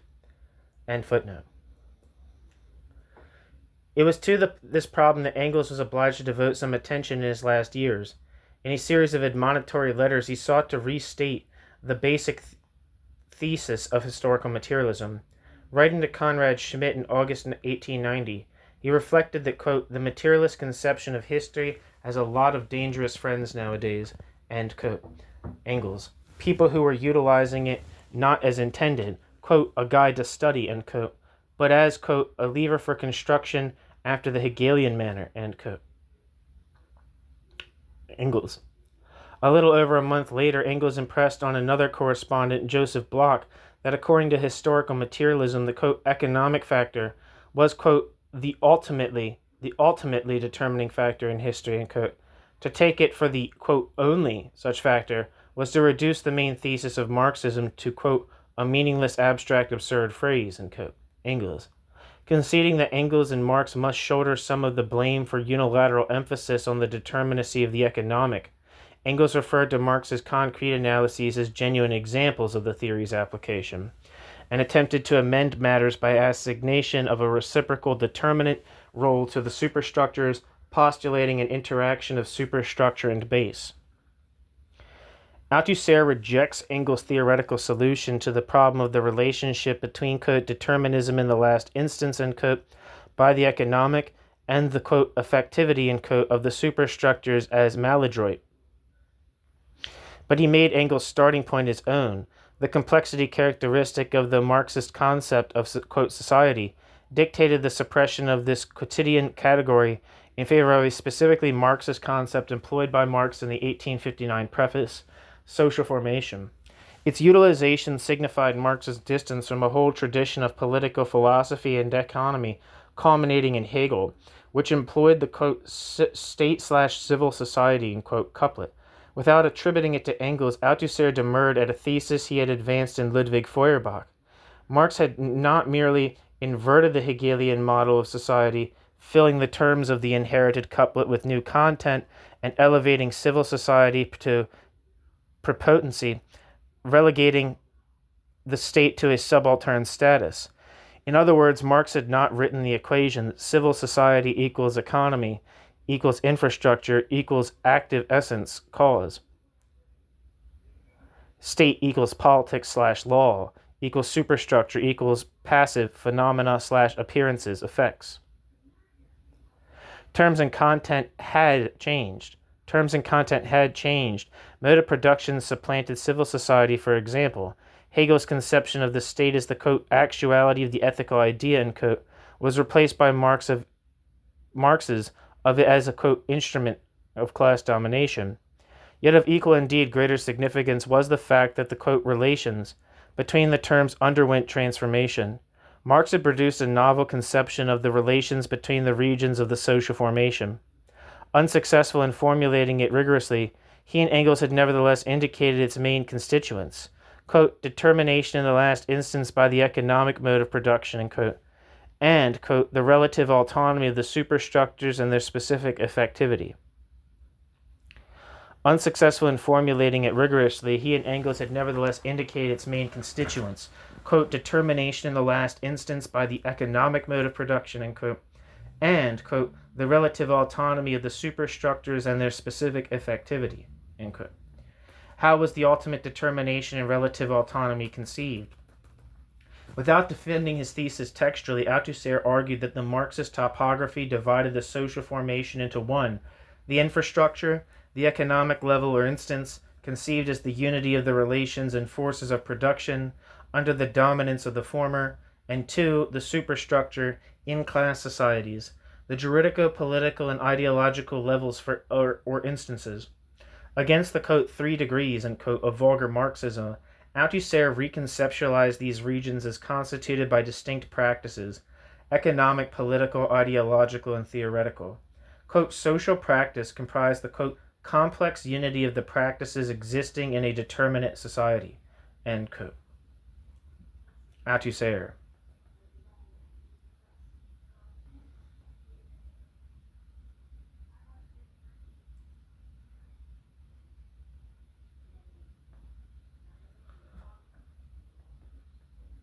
Each of these practices was unique as regards its content, its particular object, means of production, product, if not its structure.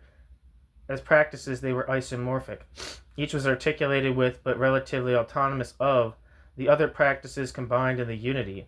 The ensemble was precisely complex, but so structured that ultimately economic practice was the determinate one. Theoretical practice has already been considered. Althusser's definition of economic practice is uncontroversial. Political practice is defined as that which, quote, transforms ... social relations into ... new social relations, end quote. Ideological is that which, quote, transforms its object, men's, quote, consciousness, end quote, Althusser.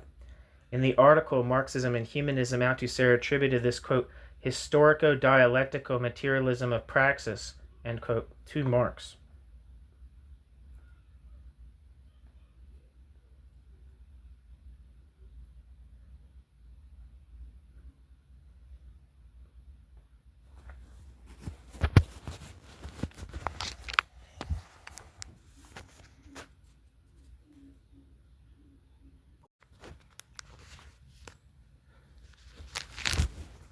In Chapter 2, it was noted first that Althusser's ontology of practices enabled Althusser to affirm the, quote, primacy of practice, end quote, within his own epistemology, and secondly, that it was intended to counter Hegelian Marxism.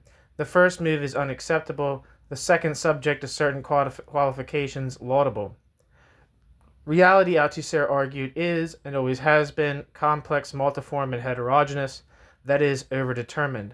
Similarly, for Marxism, the social totality is, quote, a given complex structured whole, end quote. Althusser. It is, always, and was. It is, always was, and always will be, irreducible to a, quote, substance, a, quote, essence, or a, quote, act, as the, quote, twin confusions of, quote, mechanistic, and, quote, materialism and the idealism of consciousness, end quote, would have it. To think otherwise is to revert to Hegel or Haeckel, as in Haeckel. The lineaments of the Marxist totality are quite other than those of the Hegelian. The latter is only complex at first sight. In actuality, like the Hegelian contradiction, it is, quote, simple, since its, quote, concrete differences are no sooner posited than negated by the totality's internal principle, of which there are merely so many, quote, moments.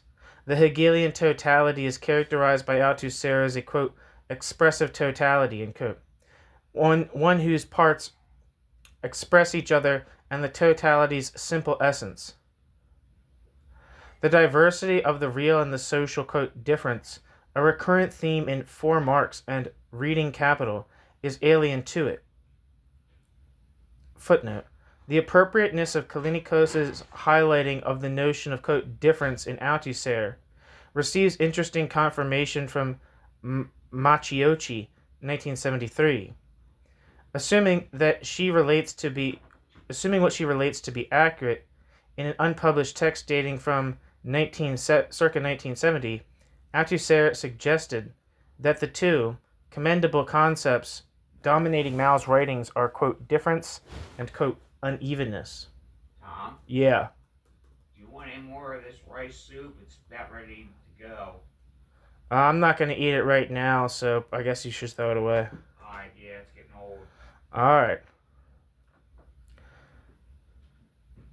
The lineaments of the Marxist end footnote. The lineaments. Where the hell am I?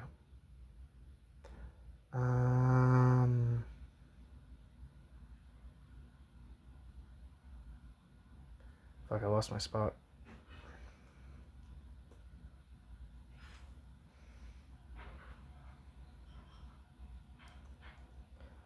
Fuck. The Hegelian totality is characterized by Althusser as a, quote, expressive totality, one whose parts express each other in the totality's simple essence. The diversity of the real and the social, quote, difference, a recurrent theme in the books For Marx and Reading Capital, is alien to it. The Marxist totality, in contrast, conceals no essence to be expressed, no center to be reflected.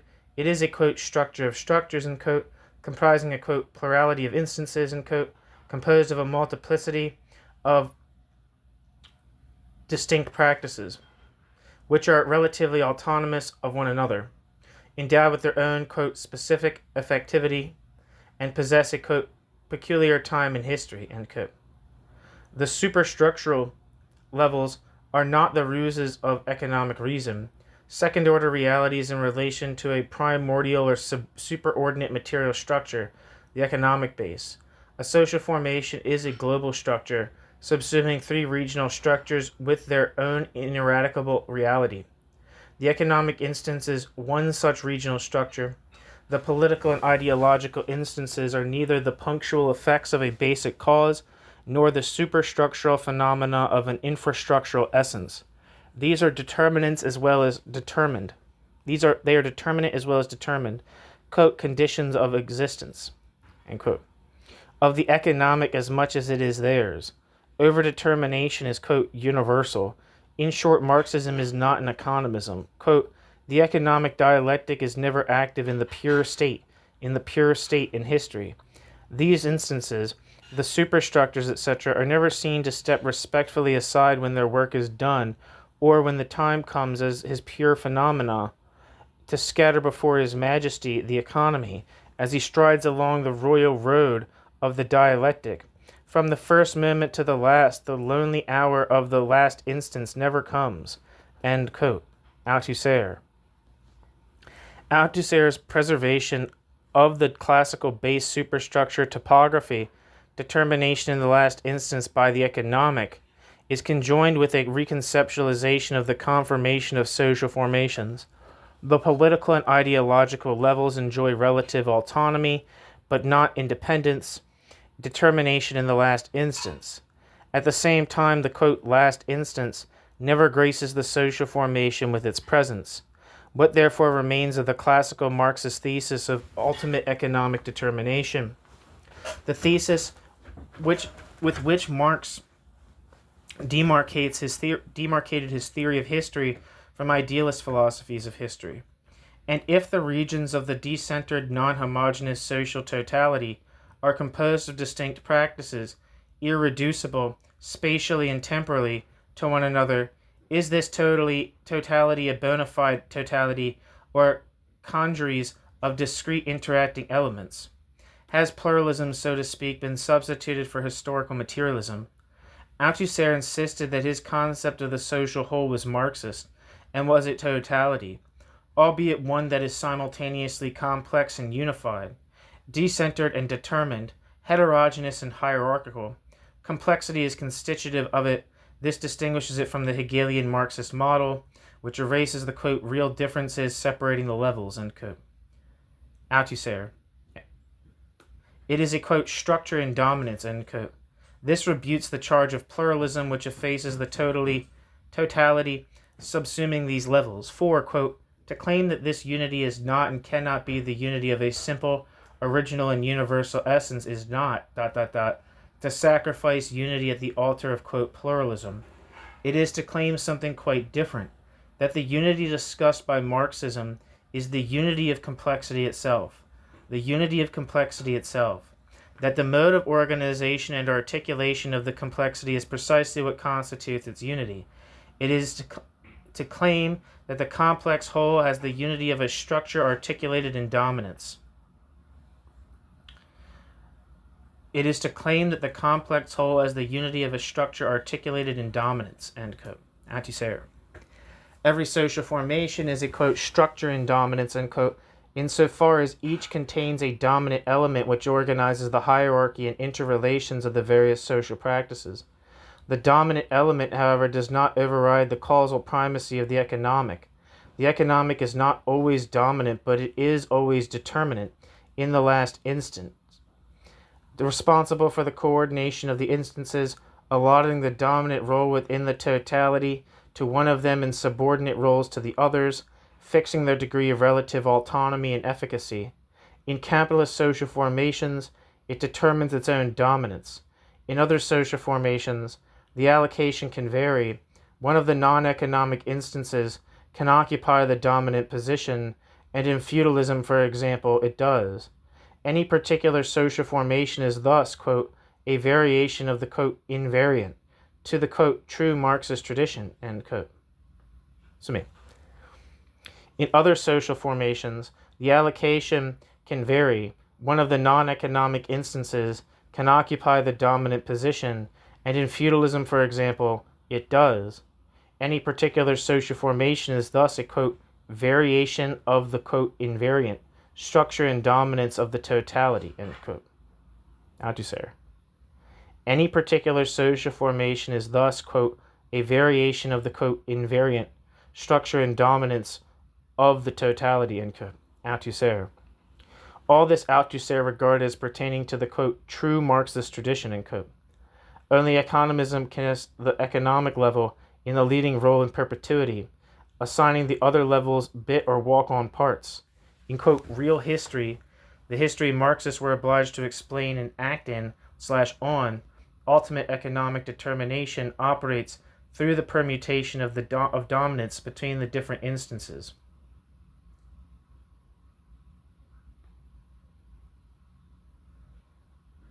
Footnote. Somewhat confusingly, Balibar employs, quote, determinant for, quote, dominant. An amendment by Althusser to the useful glossaries appended to For Marx and Reading Capital by their translator, Ben Brewster, clears up the ambiguity. End footnote.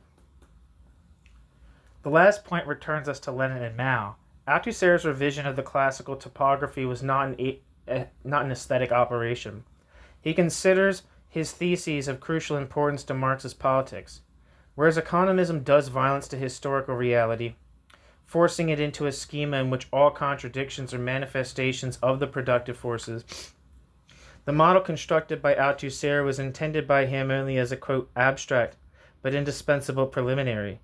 For revolutionary practice, ascertainment of the precise variations of the invariant is what matters, not the knowledge that social formations are invariably structured in dominance. In other words, Althusser's recomposition of the Marxist topography was designed to permit, not substitute itself for, what Lenin had called the, quote, living soul of Marxism, end quote, a, quote, concrete analysis of a concrete situation, end quote.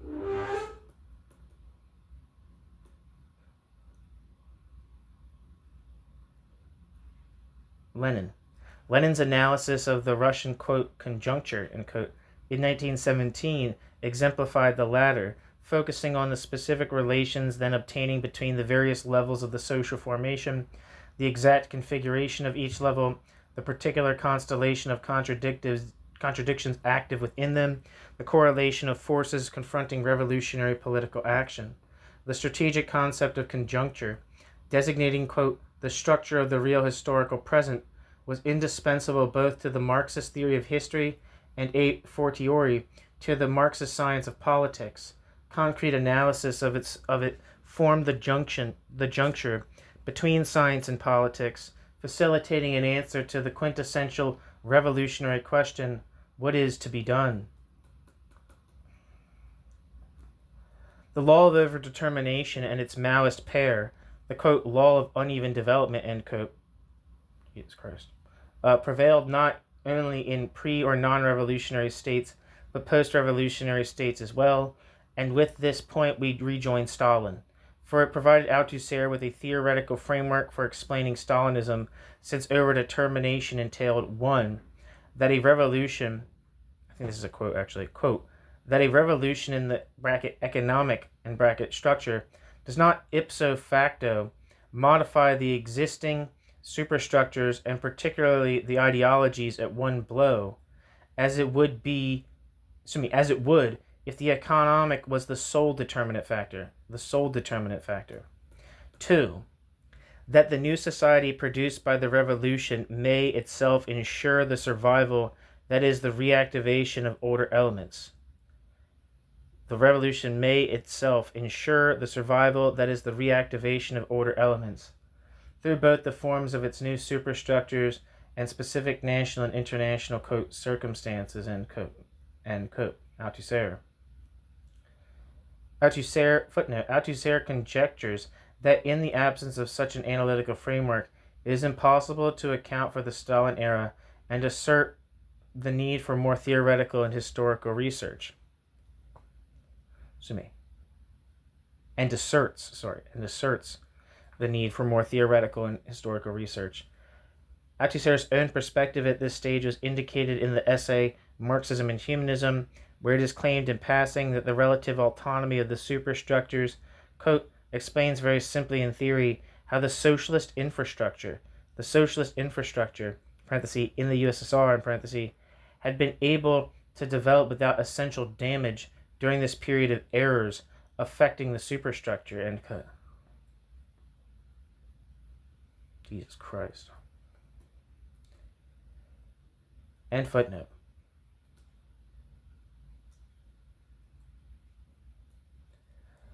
At stake here was the distinction not only between Hegelian and Marxist concepts of the social totality, but also between the Hegelian conception of history/historical time and the Marxist, a distinction which again turns on the issue of simplicity/complexity, and which was crystallized in a notion unveiled in the book Reading Capital, differential temporality. From the irreducibility of the complex social whole to any underlying essence or principle which could confer unity on it, Althusser derived the irreducibility of the individual histories of the levels and their practices to a common history. He argued that Hegel's concept of historical time was tributary to his expressivist concept of totality. It had two main figures, quote, homogeneous continuity and, quote, contemporaneity. For Hegel, it is suggested history is a continuum, a succession of expressive totalities instantiating the various phases of absolute spirit's, quote, development. The elements of each totality, and as appearances of the immanent transcendent essence, are co-present in an identical time. Accordingly, Hegelian historical time is of a piece with empiricist conceptions of time. The complexity of the Marxist totality necessitated a rupture with these postulates. Quote, it is no longer possible, end quote, Althusser wrote, quote, to think the process of the development of the different levels of the whole in the same historical time. Each of these different, quote, levels does not have the same type of historical existence. On the contrary, we have to assign to each level a peculiar time, relatively autonomous and hence relatively independent, even in its dependence, of the, quote, times of the other levels, end quote. Althusser, Reading Capital. The economic mode of production, politics, literature, ideology, science, and so on, all have their own, quote, time in history, end quote, their own peculiar rhythms, forms of development, kinds of continuity and discontinuity. These differential historical times do not exist in and cannot be measured against, quote, a simple ideological base time, end quote, namely a linear chronological time. Yet this, in turn, does not mean that the, quote, different historical temporalities, end quote, are wholly independent of the social totality, hence of one another. The, quote, mode and degree of independence, end quote, of each is dependent upon the mode and degree of relative autonomy in the social whole enjoyed by the level whose time it is. The, quote, complex combination of the different temporalities produced by the different levels of the structure, constitutes the peculiar time, end quote, of the social formation's development.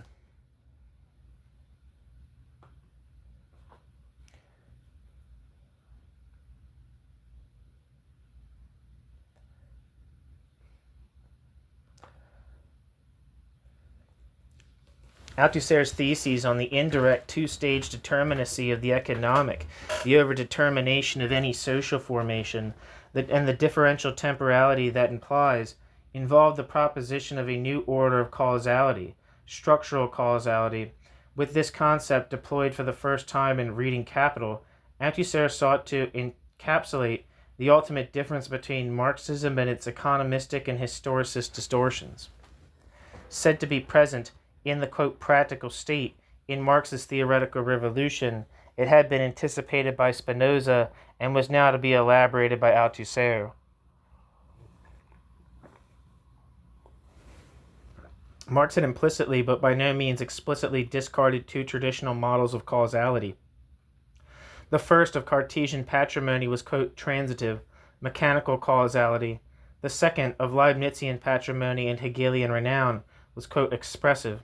Proper to Marx and Marxism, structural causality was intended to conceptualize, quote, the determination of the elements of a structure and the structural relations between those elements and all the effects of those relations by the effectivity of that structure, end quote. Althusser. Footnote: Spinoza is credited with being the only philosopher prior to Marx to, quote, to pose this problem and outline of a first solution to it, end quote. The Spinoza's notion of immanent causality, quote, God is the immanent and not the transient cause of all things, end quote, provides the model for Althusser's structural causality, end footnote. In other words, as we saw earlier, it was designed to characterize the causal relationship obtaining between the global structure, the social totality, and its regional structures, economic, political, ideological, and between the regional structures and their elements, such as the economic structure and its elements, the forces and relations of production. Unlike transitive causality, it describes the effectivity of a whole on its parts. Unlike expressive causality, it does not, quote, essentialize the whole, and it is not reductive of the parts. In Spinoza's fashion, qua cause, the structure is, quote, immanent in its effects, end quote, and not external to them.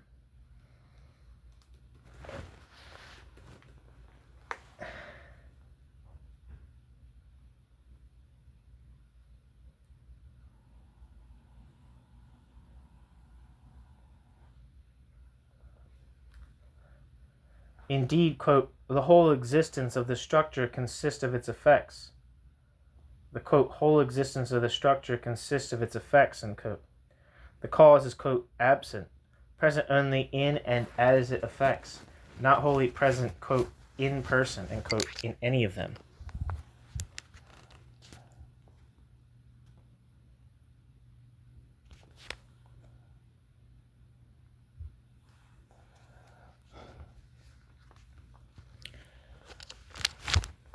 All the foregoing, the multiplicity and irreducibility of practices in their different moments, the plurality of regional structures in a global structure in their different time, quote, structural causality, end quote, was the basis of Althusser's claim that Marxism is a theoretical A/anti-humanism. For Althusser, history is a, quote, process without a subject, end quote. History and society are not the creations of a human subject, singular or collective. Men are not the subjects of social and historical processes. Men are social and historical processes, quote, supports.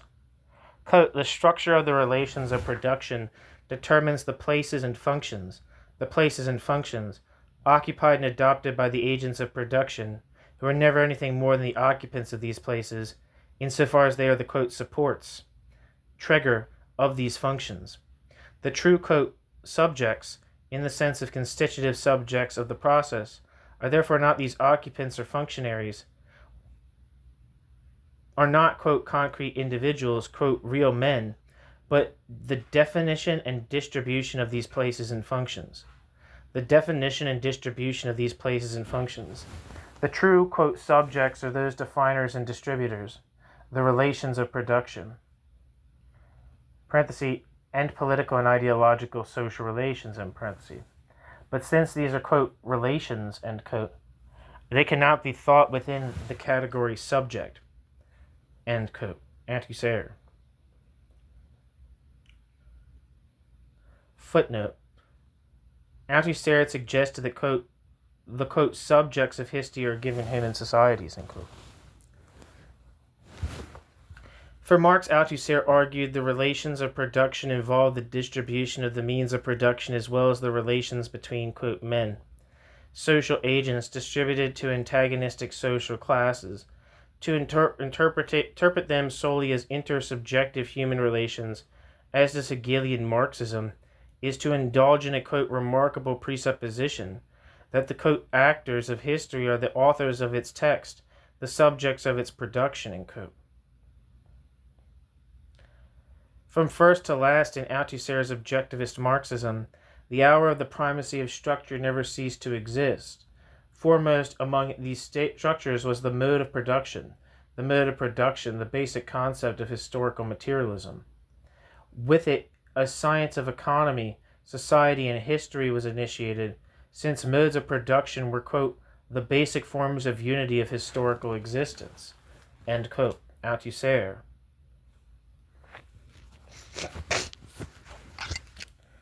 New section.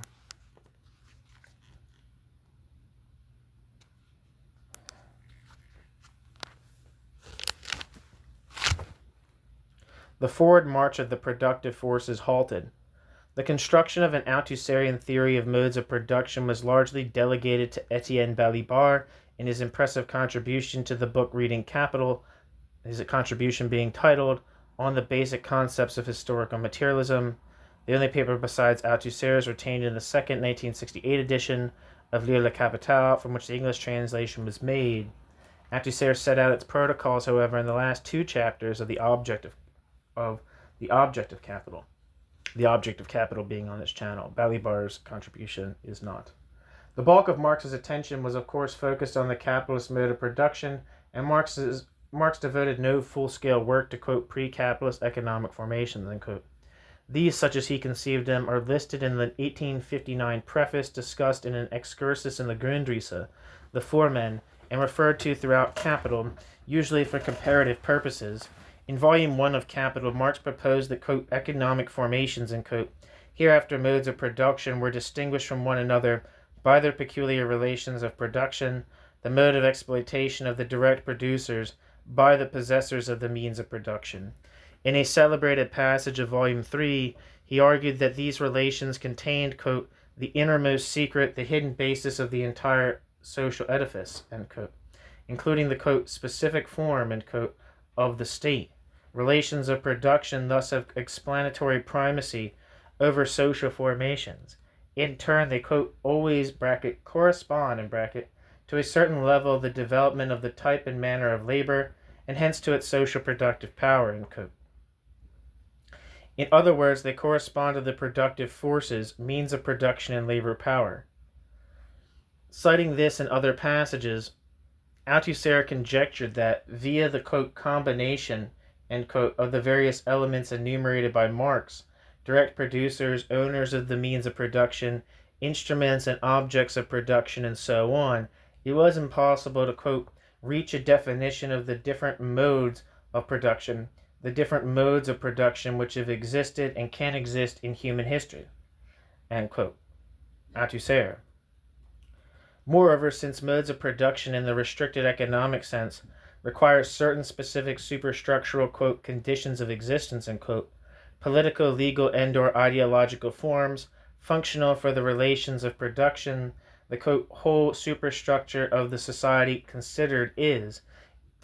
implicit and present in a specific way in the relations of production, end quote.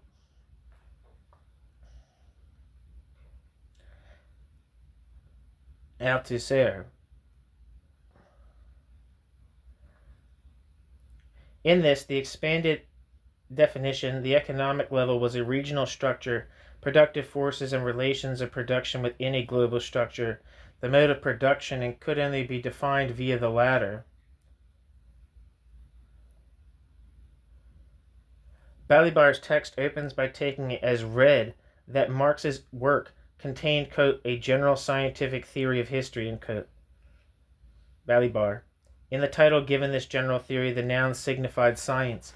Historical materialism thus meant no more and no less than, quote, science of history, end quote.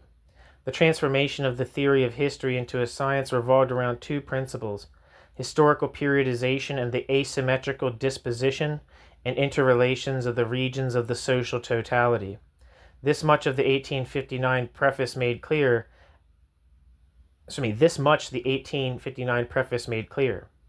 Balibar's text was to work up its supposedly, quote, practical concepts, end quote, into a general theory of modes of production, their structure, their constitution, and the forms of transition from one to another, which would be a science of history as a, quote, discontinuous succession of modes of production, end quote. Balibar. On the basis of Marx's topography in the preface, Balibar asserted that, quote, a plurality of instances must be an essential property of every social structure, ... The problem of the science of society must be precisely the problem of the forms of variation of their articulation. The forms of variation of their articulation, end quote. Balibar. What was true of the structural causal relations between the regional structures of the global structure equally applied to the constituent elements of every economic mode of production, the regional structure which was the starting point for an analysis of the global. Since Marx had constructed a scientific concept of the capitalist mode of production in Capital, Balibar considered that this should supply the key to the construction of the general theory of modes of production, thence to the construction of the concepts of non-capitalist modes of production. Marshalling selected passages from Marx's Capital, Balibar analyzed modes of production as being differentiated or individuated by a, quote, variation of the connection between a small number of elements which are always the same, end quote. Balibar. These comprise two, quote, connections between three, quote, elements. 1. Labor. 2. Means of production. 1. With the headings means of production, object of labor, means of labor. 3. Non-labor. A. And then there's if this goes back, this is a bigger category than the 1s and 2s and 3s. A. Property connection. B. Real or material appropriation connection.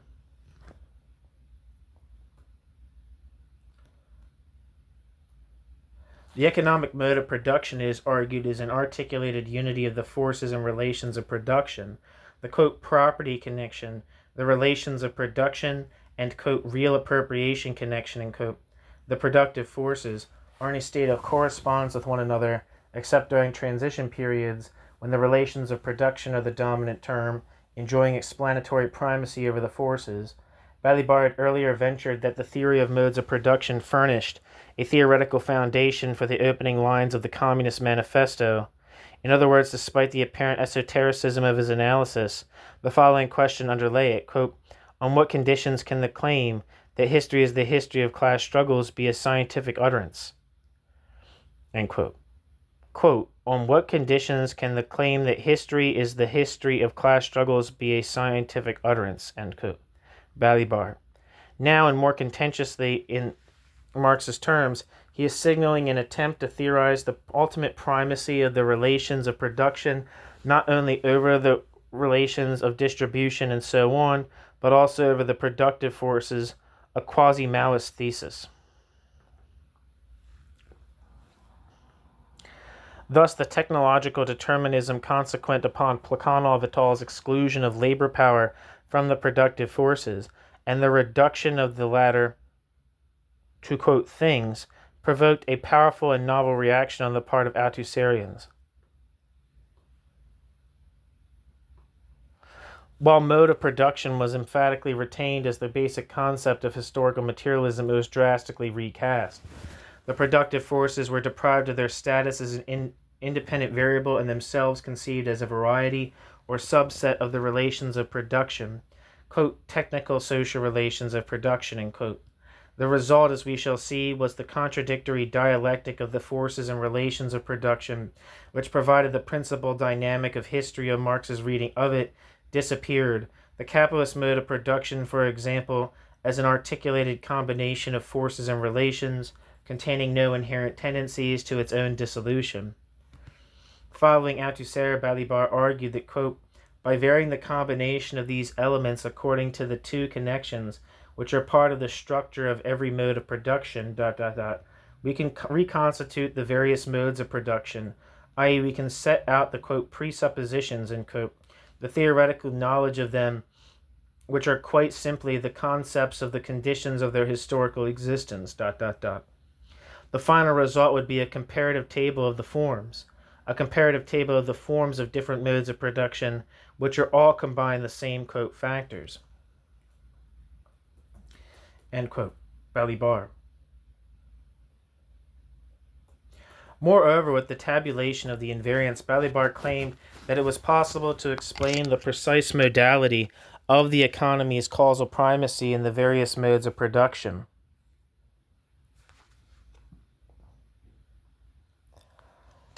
Uniquely in the capitalist mode of production, the labor and surplus labor processes coincide in time and space. Surplus labor is extracted from the producers, labor is doubly separated from the means of production in the form of surplus value by capitalists, non-laboring, quote, owners of the means of production to whom workers sell their commodified labor power, in the production process itself. Contrariwise, in the feudal mode of production, since the producers are not separated from the means of production, necessary and surplus labor do not coincide, and extra economic coercion is required for the performance of the latter, and hence the extraction of a surplus. The non-coincidence of the processes explains the two-stage determination exercised by the economic instance in any social formation. It is exploitative modus operandi determines which of the instances is dominant.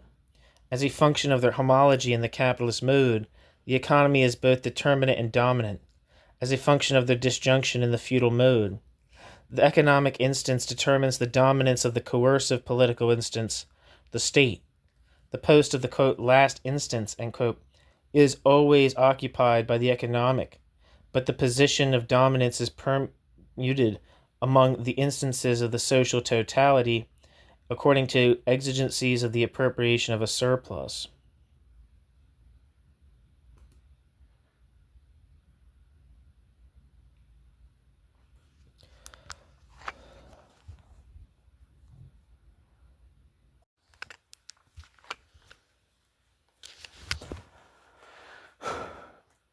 The major problem with Balibar's proposed comparative analysis, as Glucksmann pointed out in a trenchant critique of the book Reading Capital 2 years after its publication, is that it ultimately amounts to a theory solely of the uniqueness of capitalism. What Glucksmann calls Balibar's, quote, indeterminable comparativism, end quote, can distinguish between the capitalist mode of production on the one hand and pre-capitalist modes of production on the other. In the former, the direct producer is separated from the means of production and the economy, accordingly is dominant. In the latter, the direct producer is not thus separated, and hence the dominance of a non-economic instance is determined. However, it cannot discriminate among pre-capitalist modes of production themselves, of which Balibar cites only the Asiatic and the feudal. Arguably, this outcome was inherent in Balibar's starting point, for his procedure is based upon at least two unquestioned but questionable premises. One, that Marx's inchoate reflections on pre-capitalist modes of production can serve, unsupplemented and unreconstructed, as the raw material for his own theoretical practice, and two, that, quote, Marx's method, completely abolishes the problem of, quote, reference, of the empirical designation of the object of a theoretical knowledge, end quote, and that historical research, Marxist and non-Marxist alike, is therefore superfluous to the construction and substantiation of a typology of modes of production. Balibar strenuously denied that his was a structuralist project of a, quote, a priori science of modes of production, end quote, like Althusser asserting a categorical distinction between the structuralist, quote, combinatory, and his own interpretation of Marx's, quote, combination.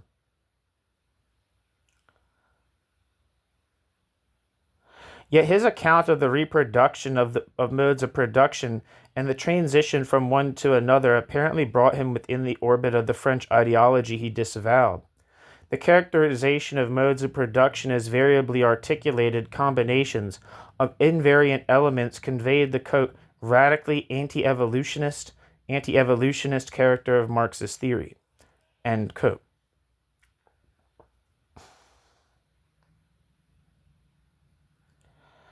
They were not to be conceived in the manner of Stalin as self-subversive historical forms whose quasi-Hegelian supersession, via the mechanism of inexorable laws of motion, was a matter of predetermined necessity. Quite the reverse. A mode of production was a, quote, eternity, a, quote, theoretical object with no empirical or historical existence. For his part, Althusser criticized the structuralist couplet of synchrony, static structure, and diachrony, temporal development, for its alleged proximity to the Hegelian conception of historical time, nevertheless proposing to retain it to designate an intra-epistemological distinction, wherein the synchronic was, quote, eternity in Spinoza's sense, or the adequate knowledge of a complex object by the knowledge of its complexity, end quote. The diachronic, quote, merely the false name for, the development of forms. The development of forms, end quote, Althusser, in conceptual discourse. Referring in a footnote to Balibar's employment of diachrony to designate the theory of historical transition, Althusser specified that, quote, the concept and the, quote, development of its forms, end quote, were involved here as well. As a conceptual object, a mode of production was conceived by Balibar as a self-reproducing totality which reproduced both the forces and relations of production and their non-economic conditions of existence. That is, the requisite configuration of the other instances. The process of production involves economic, political, and ideological reproduction. What Balibar called the, quote, dynamics of a mode of production were themselves to be understood synchronically as part of the, quote, eternal reproduction of, for example, capitalist social relations. Accordingly, transition could not, quote, consist of the transformation of the structure by its functioning itself, end quote. Balibar. I believe that's Balibar. Footnote. Balibar therefore rules out the, quote, transformation of quantity into quality, end quote, as an explanans. End footnote.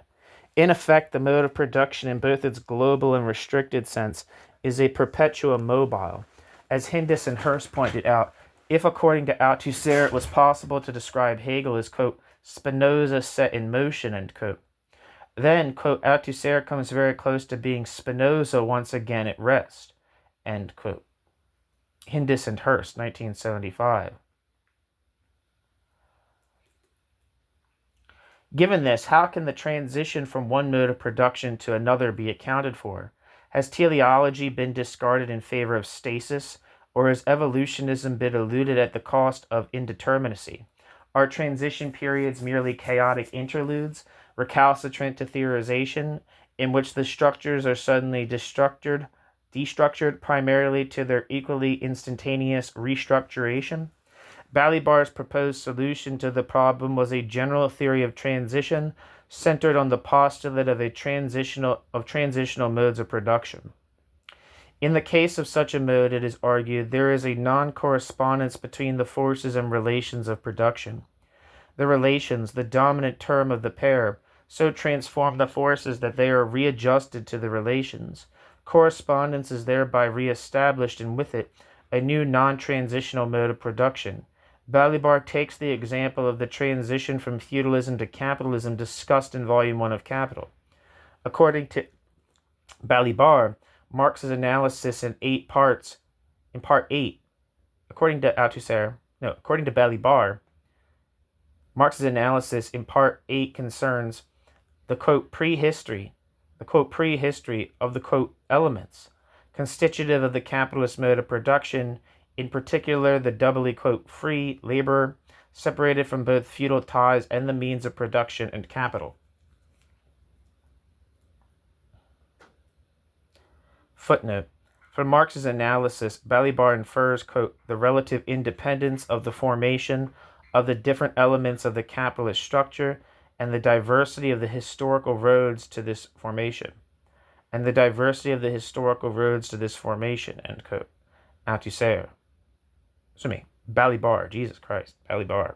Fucking up here. Sorry for all the confusion. The, quote, outline definitions, end quote, it contains must be, quote, related to a different analysis, which is not an analysis of the origins, but one of the beginnings of the capitalist mode of production, and which does not proceed element by element, but from the point of view of the whole structure. In the study of manufacture, we have a notable example of this analysis of the beginnings, end quote. Balibar. Manufacture is, quote, a form of transition, end quote, from feudalism to capitalism, characterized by a, quote, dislocation between the forces and relations of production, in that labor is only, quote, formally subsumed, end quote, under capital. In the capitalist mode of production proper, quote, machinofacture, end quote, there is a, quote, real subsumption, end quote, of labor to capital, and thus a homology of the two connections, the labor and the surplus labor processes. From this, a general conclusion is deduced, quote, the form of, quote, complexity of the modes of production may be either the correspondence or the non-correspondence, either the correspondence or the non-correspondence of the two connections, of the productive forces and the relations of production, in the form of non-correspondence, which is that of phases of transition, such as manufacture. The relationship no longer takes the form of a reciprocal limitation, but becomes the transformation of the one by the effect of the other. This is shown by the whole analysis of manufacture and the Industrial Revolution, in which the capitalist nature of the relations of production, the necessity of creating surplus value in the form of relative surplus value, determines and governs the transition of the productive forces to their specifically capitalist form. ... End quote. Balibar.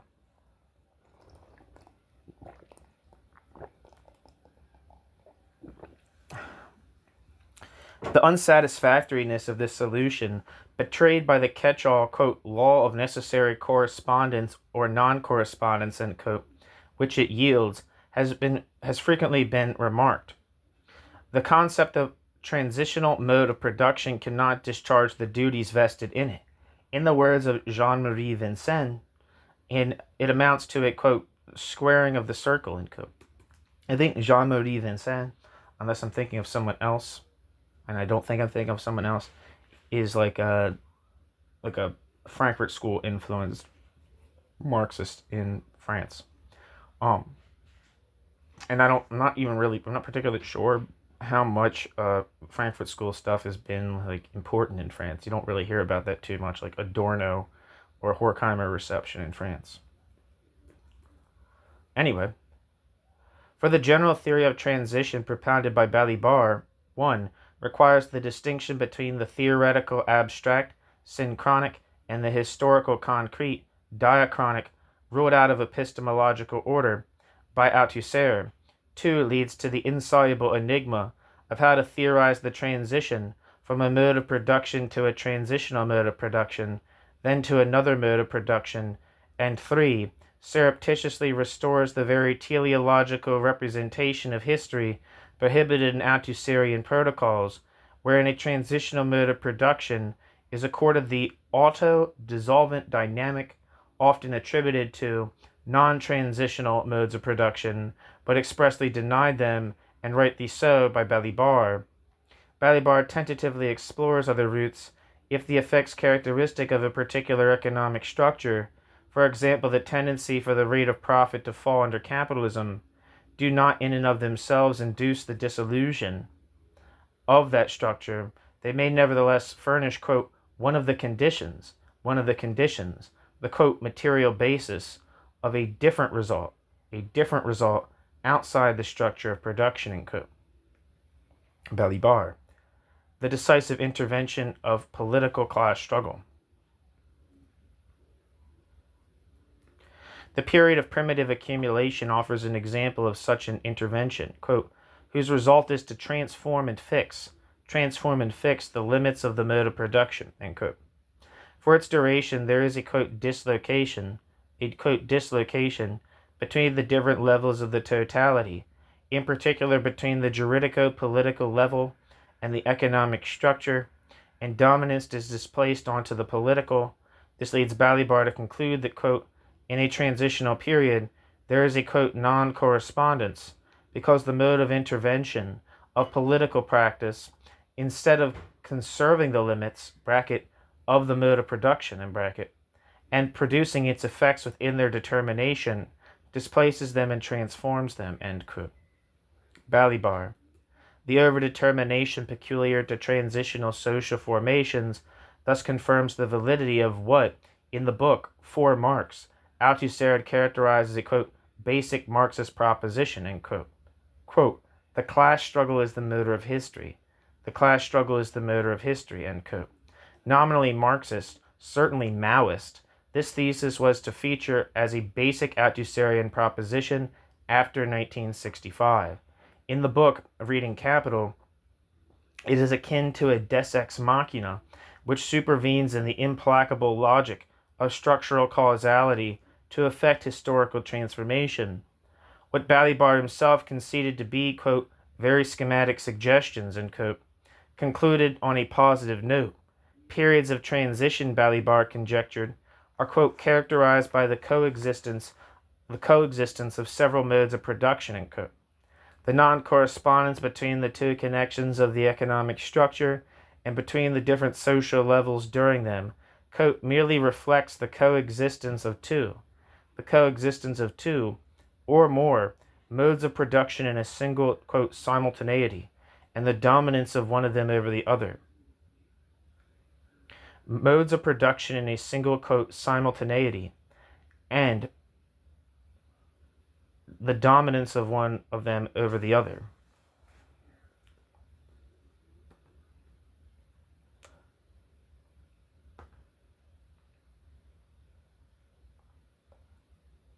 Excuse me 1 second.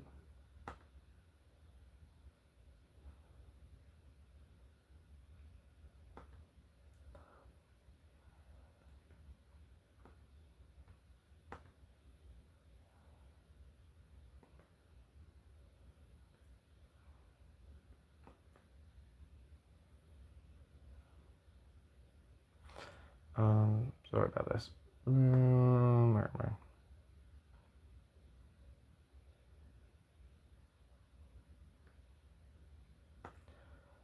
Fuck.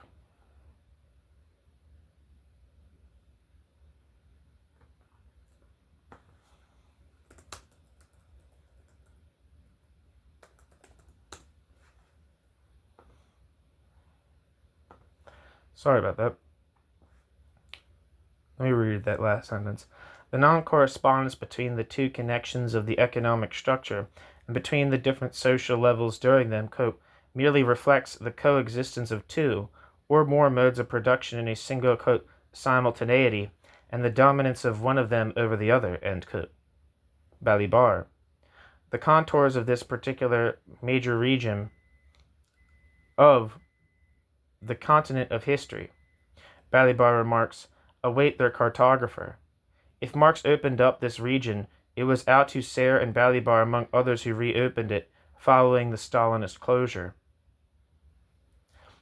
Of great salience here was the distinction made by them between mode of production, and social formation,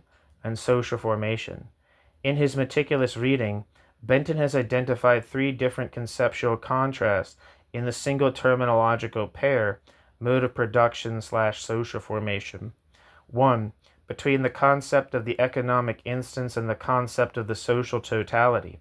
2. Between the concept of the social totality and the concept of the articulation of two or more such totalities within one society. And 3. Between social totalities as, quote, objects of knowledge, end quote, and social totalities as, quote, real objects. As he points out, the first two concern varying degrees of intra-theoretical abstraction, while the third involves a distinction between the conceptual and the real historical.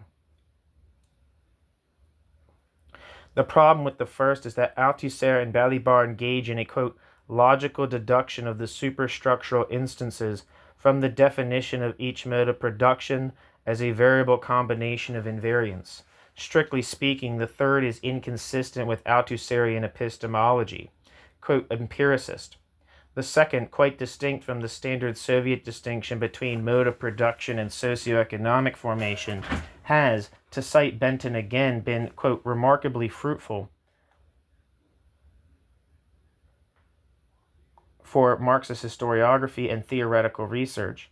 In fact, the second connotation of the mode of production / social formation distinction in its application to all societies, not just those in transition, first appeared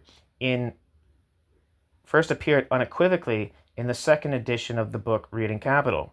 In a footnote added to the introduction to his paper, Balibar reflected, quote, Capital, the book, which expounds the abstract theory of the capitalist mode of production, does not undertake to analyze concrete social formations, which generally contain several different modes of production, whose laws of coexistence and hierarchy must therefore be studied. At the same time, Balibar noted that, quote, the insufficient elaboration in the first draft of the concepts which designate the articulation of the instances of the social formation is in itself the negative cause of constant confusion in Marxist literature between the social formation, and its economic infrastructure, which is itself often related to one mode of production, end quote. Balibar.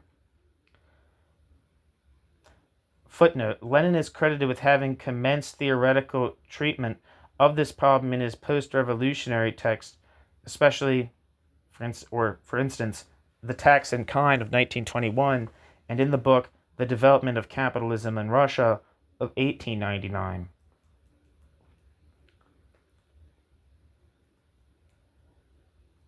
Although not present in the first edition, these distinctions and clarifications made shortly after the publication of the book, Reading Capital, their cumulative effect is to differentiate between the Marxist concepts themselves of different degrees of abstraction employed in the analysis of any given historical / social reality and the particular realities. For example, Russia in 1917 under analysis. Rather than, quote, returning us to the conceptual prison, mode of production equals social formation. Rather than, quote, returning us to the conceptual prison, mode of production equals social formation, and quote, as Thompson has it, Althusser and Balibar helped release us from it, to put it no higher, by emphasizing the structural complexity of the social formation per se, and the combination and articulation of at least two modes of production in any social formation. Appropriately enough, a fellow historian of Thompson's has signaled the, quote, historiographic advance, the, quote, historiographic advance, end quote, Althusser's reconceptualization of Marx's topography facilitates. Footnote. See Thompson, 1978, Anderson, 1980, and Stedman Jones, 1979. End footnote. The positive evaluation needs to be tempered by recognition that Althusser's propositions were problematic. With the exception of classless societies, any mode of production in the global sense invariably comprises three instances with invariant structures. This implies that there is a transhistorical, quote, essence of each practice, economic, political, ideological, prior to its articulation with the others in different modes of production, thus portraying the modes of production as concatenations/permutations of preformed elements. Similarly with modes of production in the restricted economic sense. The invariant elements, three terms and two connections, might be taken to define an essence of the economic, which is then variously instantiated in the different modes of production. Deflection of the charge of structuralism or functionalism with the argument that the different combinations in their particular articulation determine the nature of the invariant practices and elements, Balibar's tactic, leads only to a vicious circularity which, moreover, subverts the project of a theory of modes of production as the transhistorical science of history applicable to stone and space age alike. And no, I was about to say end quote, but that's not the end of a quote. It's just a citation. New section: the immortality of ideology. Something of the scale of Althusser and his comrades' project in the book Reading Capital will now be apparent. In Chapter 2, we saw that he elaborated what he considered a novel epistemology and ontology. Thus far in Chapter 3, we have inventoried a distinctive representation of the canon and corpus of Marxism, an original version of the dialectic, a reconceptualization of the social formation, its levels and their histories, of the causality governing both global and regional structures, and a theory of modes of production, including a theory of transition. A final prominent component of the Althusserian system, perhaps the one that has aroused the greatest animosity, must be set in place before offering an assessment of the whole: Althusser's account of ideology. The definition of political practice as the transformation of social relations into new social relations proposed in the article on the materialist dialectic was left undeveloped. Althusser's characterization of ideological practice as that which transforms, quote, men's, quote, consciousness, end quote, on the other hand, was taken up in the article Marxism and Humanism, and in an important text never published in France, but widely circulated in mimeographed form, titled Theory, Theoretical Practice, and Theoretical Formation, Ideology and Ideological Struggle. In the earlier essay, Althusser defined ideology as a, quote, system of representations, end quote, distinct from science. Quote, in it, the practical social function is more important than the theoretical function, end quote. Althusser. As a functional ensemble of representations, ideology is, quote, an organic part of every social totality. An organic part of every social totality, end quote, because indispensable to the existence of social formations. This holds good for class and classless societies alike. There will be no cessation of ideology under communism. Quote, it is as if human societies could not survive without these specific formations. These specific formations, their ideologies.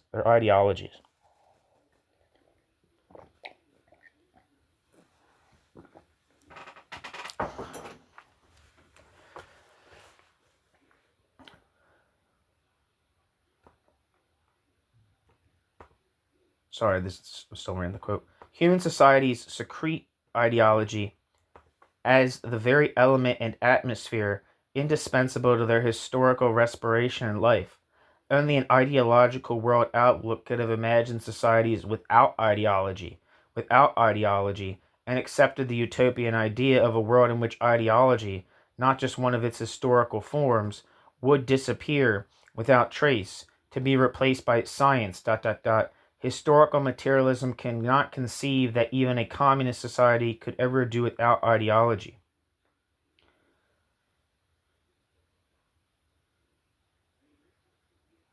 Only an ideological world outlook could have imagined societies without ideology, and accepted the utopian idea of a world in which ideology, not just one of its historical forms, would disappear without a trace, to be replaced by science. Historical materialism cannot conceive that even a communist society could ever do without ideology. End quote. Althusser.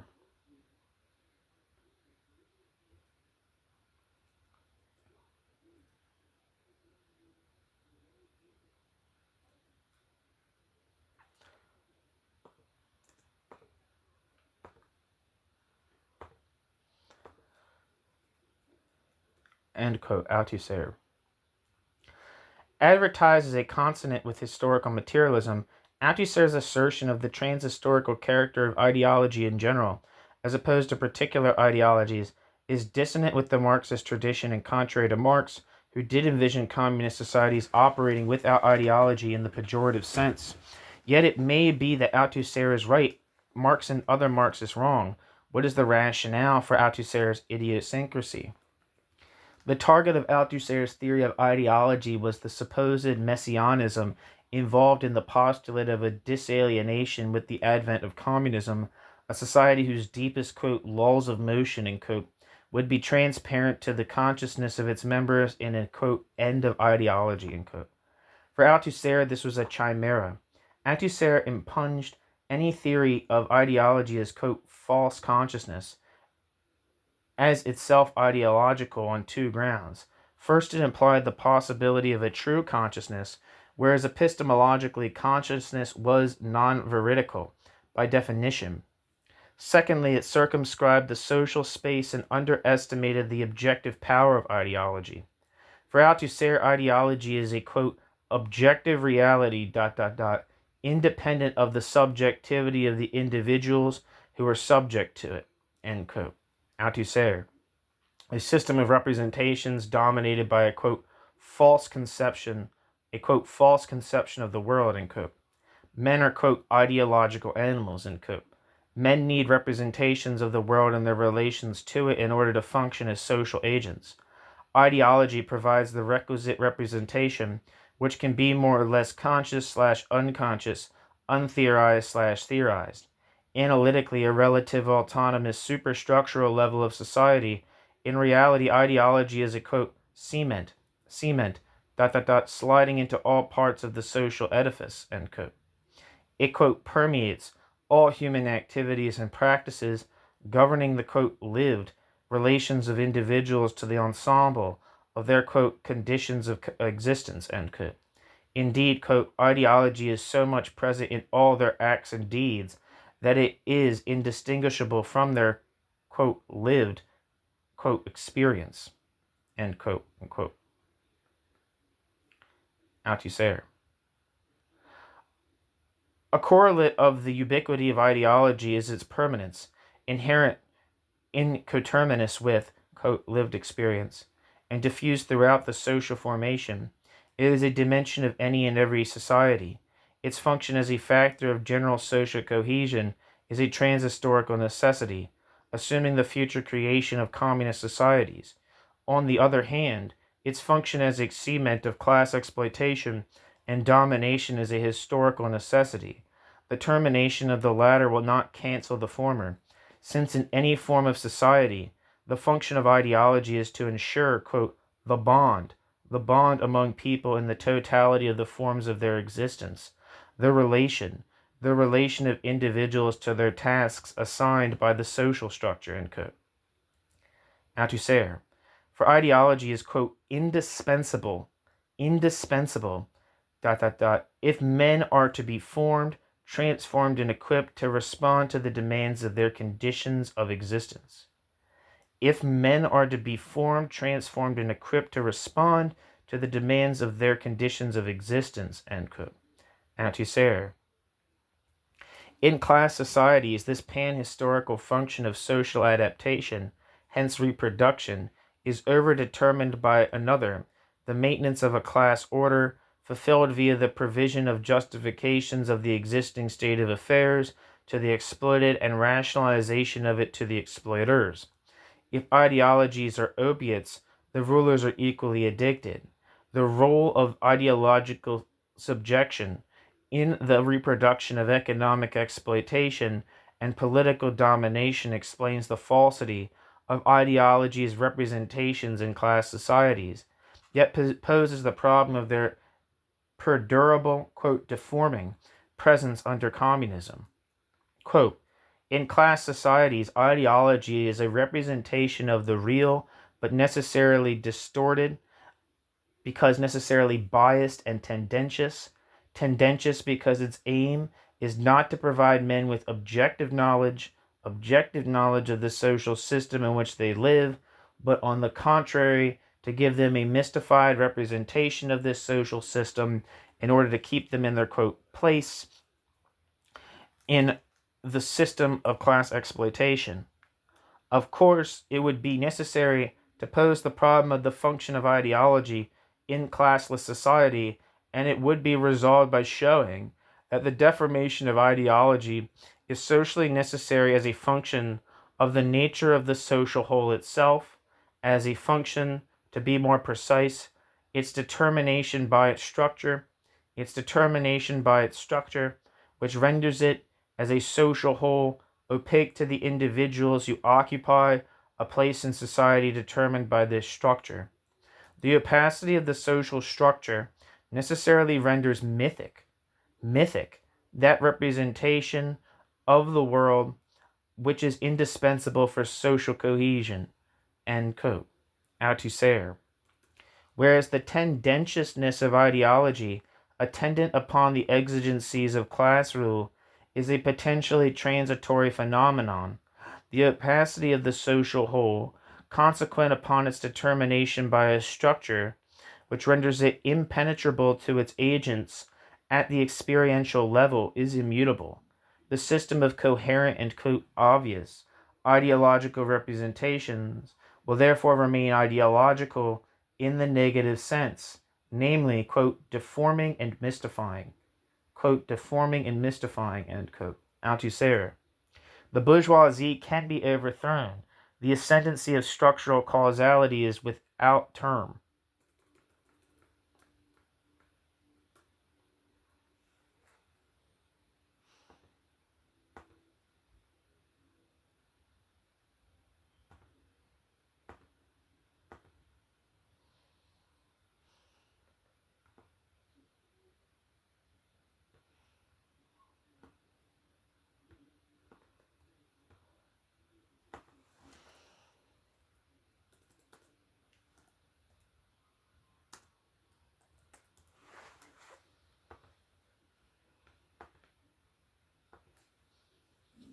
In conclusion to the article Freud and Lacan, Althusser countersigned the Lacanian theme of the decentering of the human subject, conjecturing its construction by a structure which, quote, has no, quote, center, either except in the imaginary misrecognition of the, quote, ego, i.e. in the ideological formations in which it, quote, recognizes itself, end quote. Althusser. In the article Marxism and Humanism, Althusser attempted to articulate the Marxist theory of ideology and the Lacanian theory of the imaginary.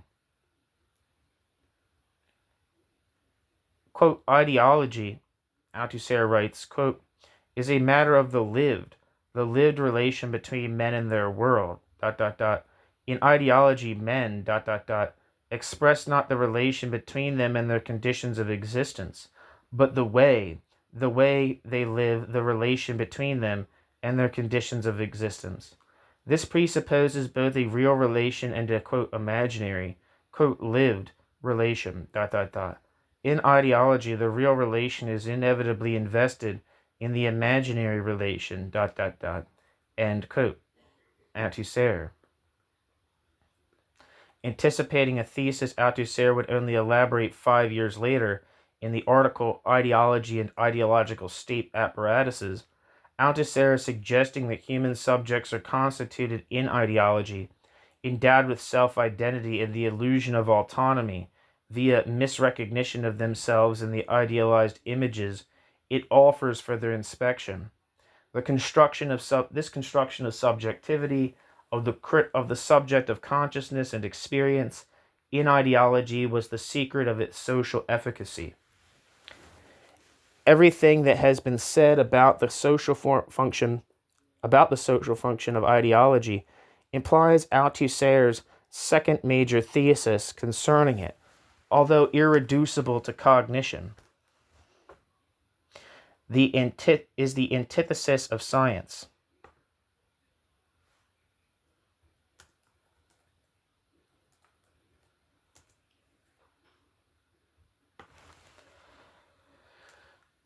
The antithesis of science. Ideology is an ensemble of, quote, illusions, as in eluding, and illusions, as in, like, misrepresentations. End quote. Oh shit, I fucked. It said misrepresentations right after that. Let me just read the sentence. Ideology is an ensemble of, quote, illusions and illusions, end quote, and, quote, misrepresentations, end quote, from which there is no deliverance for the human subjects who are in reality the, quote, supports of social structures. Only theoretical practice can break the ideological mirror in which social consciousness is transfixed and furnish objective knowledge of those structures. Footnote. Althusser employs the metaphor of breaking the mirror in the article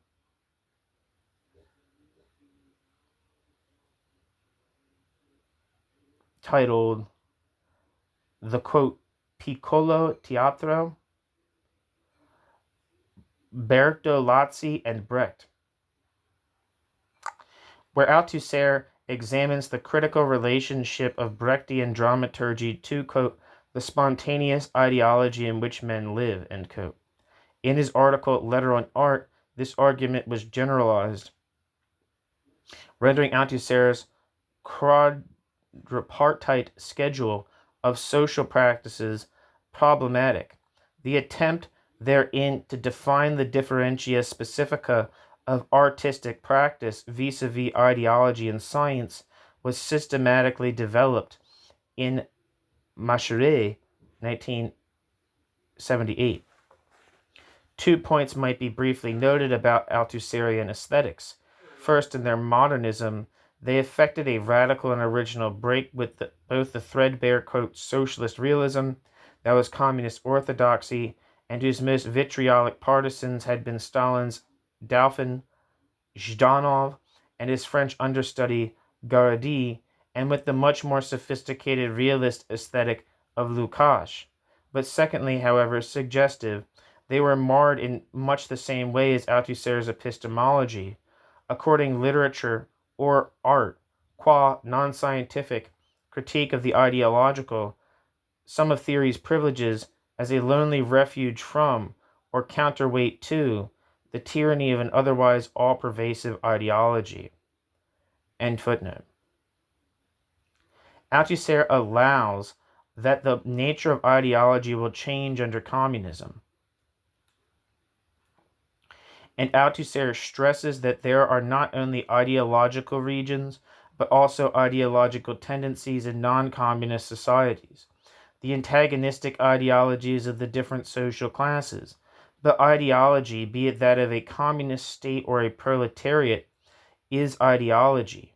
Indeed, oppositional proletarian ideology is, quote, imprisoned in the dominant bourgeois ideology operating within its terms of reference and reproducing its forms in the very act of protesting against the rule of capital.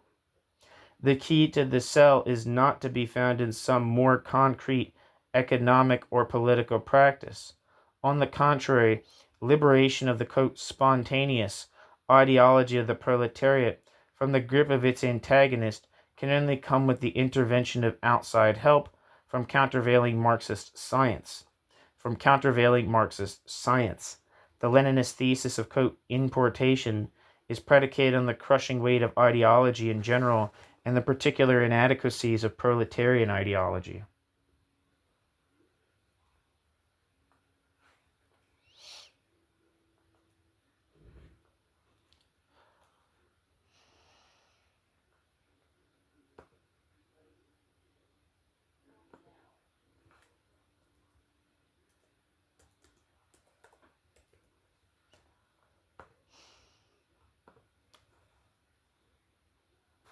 The power of ideology dictates in response the necessity of theory and the indispensability of ideological struggle.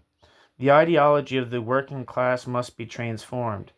The science founded and developed by intellectuals can furnish knowledge of ideological formations, but it cannot dissipate them. And it can be employed to produce, quote, a new form of ideology in the masses, end quote. One subject not to bourgeois influence, but to, quote, the Marxist science of society. The, quote, Marxist science of society, end quote. Althusser. In order for this to be possible, the priority of, quote, theoretical training, end quote, must be acknowledged.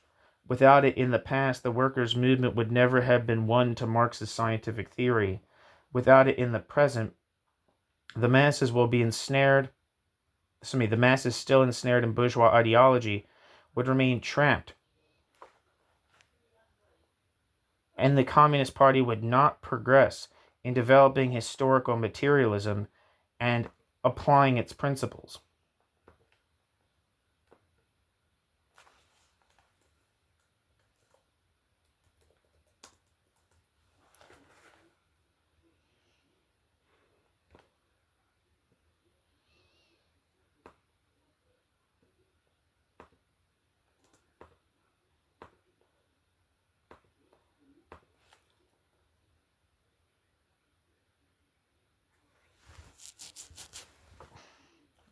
Sorry, let me repeat that sentence.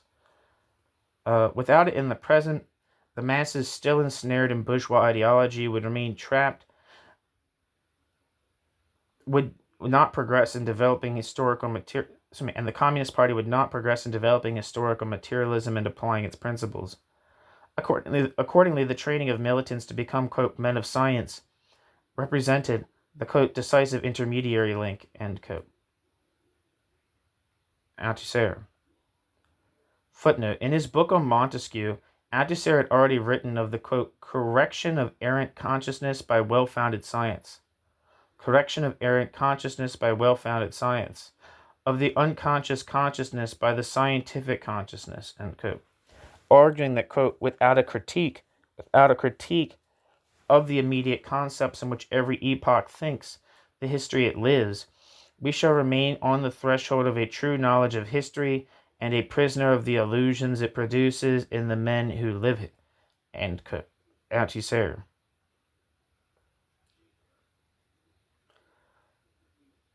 End footnote. Marxist criticism of Althusser's account of ideology is focused on three complementary aspects of it. 1. The proposition that historical materialism cannot conceive a, quote, end of ideology, end quote. 2. The equation of, quote, lived experience, end quote, with the ideological and correlative restriction of objective knowledge to the subjectless discourse of conceptual science. And 3. The daunting implications of the above for the classical Marxist project of working class revolutionary self-emancipation and post-revolutionary self-determination. If, as Althusser maintained, the assimilation of science to the superstructure is the, quote, symptomatic point, end quote, at which historicism reveals historicism's reductionism,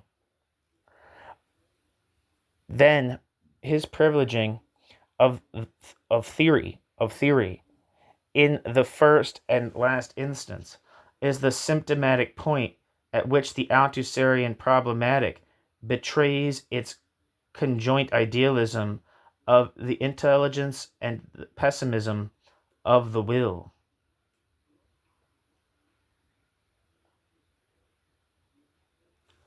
New section, a most unusual structuralism. In his critique of Althusser's theory of ideology as necessary illusion, Rancière argued that it superimposed, quote, a Comtean or Durkheimian type of sociology, end quote, concerning the maintenance of a cohesive social order upon historical materialism theory of the class struggle.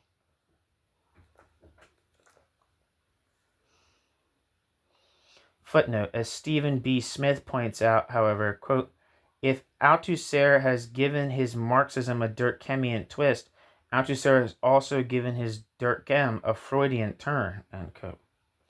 End footnote. Therewith, scientific practice had effectively been identified as the highest form of class struggle, the only genuinely subversive principle, the motor of history, on condition that it was autonomous of the social formations cemented by ideology. Put crudely, Althusser's account amounted to the proposition contra Mao, that, quote, false ideas come from social practice. Quote, false ideas come from social practice, end quote. Althusser, an inference deduced by Rancière from Althusser's and his own treatment of fetishism in the book Reading Capital. Actually, that quote that I just said, quote, false ideas come from social practice, and is actually Althusser. I mean, not Althusser, Rancière. Excuse me, sorry for the confusion. Marx's Capital, Althusser had suggested in his introductory paper, quote, exactly measures a distance and an internal dislocation in the real inscribed in its structure, a distance and a dislocation such as to make their own effects themselves illegible, and the illusion of an immediate reading of them the ultimate apex of their effects, fetishism, end quote. Althusser. Rancière argued an analogous case at greater length in his own contribution, whereas ideology is the conscious expression of the, quote, apparent motion, end quote, of capital, science, quote, deciphers the hieroglyphic, end quote, grasping the, quote, real motion and accounting for its inverted but objective appearance to human subjects. The agents of production, workers and capitalists alike, are captives of ideology, quote, mystification is, quote, constitutive of their being. As Callinicos points out, the Althusserian reading of Marx's Capital, quote, reduces the structure of capitalism to a structure of representation. End quote. Alex Callinicos. Althusser identified the concept of Darstellung, an index of structural causality, as, quote, the key epistemological concept of the whole Marxist theory of value, end quote, designating the, quote, authorless theater, end quote, of capitalism.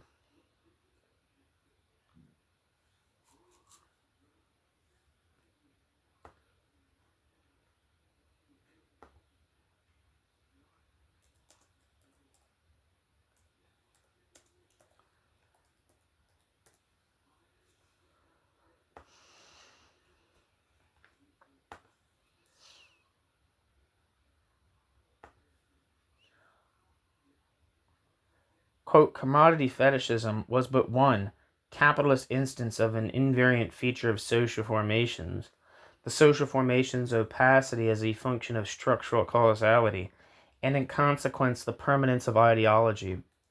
Thus, whereas it would disappear with the capitalist mode of production, ideology and its illusions would endure. The, quote, truth of history, its deepest springs would never be read in its, quote, manifest discourse, end quote. Effects and structures, quote, appearances and, quote, essence would never coincide, quote, lived experience would ever delude. Hence the necessity of science, the theoretical practice capable of deciphering the objective appearances of reality determined by a, quote, structure of structures, end quote. Althusser Spinoza's concept of structural causality has other deleterious consequences, besides condemning subjects to the eternal tyranny of ideological delusion. As employed to theorize the nature of the social whole, it serves either 1. To provide a fragile solution to the issue of economic determination in the last instance, which cannot ward off a functionalist pluralism, or 2. To endow social formations with such consistency, modes of production generate their own, quote, conditions of existence, end quote, that their reproduction as unities is ensured, their transformation theoretically unthinkable. The severest of structuralisms, or Spinozisms, indicative of both perhaps was the Russian Revolution, as analyzed by Althusser, verged on being the product of a fortuitous conjunction of a multiplicity of felicitous circumstances. The concomitant demotion of human subjects as the makers of history in the name of science was accompanied by their location as, quote, supports of this level of the global structure.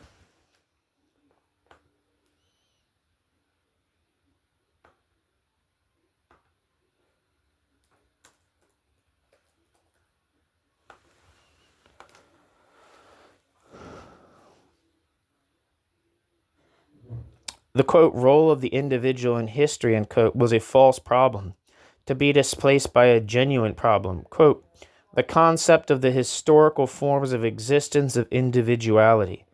The concept of the historical forms of existence of individuality, end quote. The capitalist mode of production, for example, requires and therefore produces, quote, different forms of individuality. Quote, different forms of individuality, end quote. So molding and endowing individuals that they can function as, quote, supports of its processes, an extreme form of holism.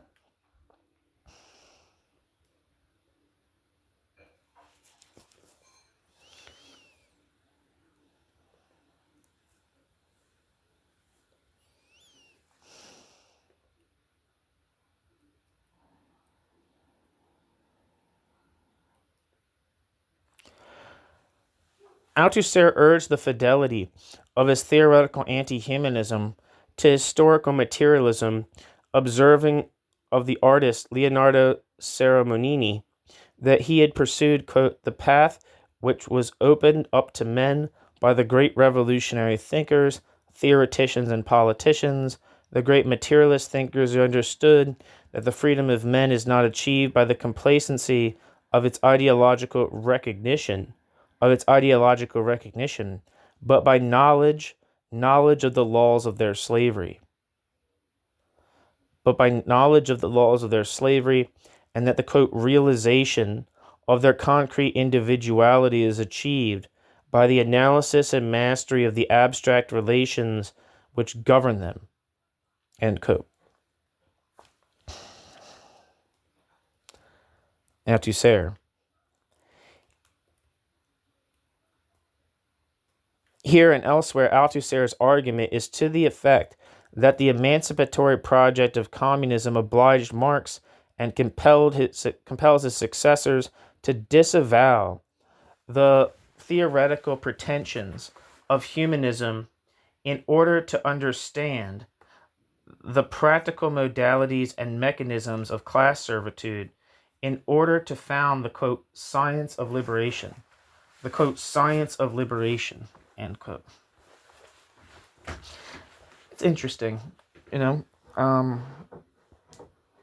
because I feel there's a thing that there's a quote. It's just like he's kind of an offhand remark, not an offhand. It was like based on thought out ideas, but like there's a brief thing where Moishe Bastone talks about how like a theory should explain something, and a theory should not just be something that feels good, right?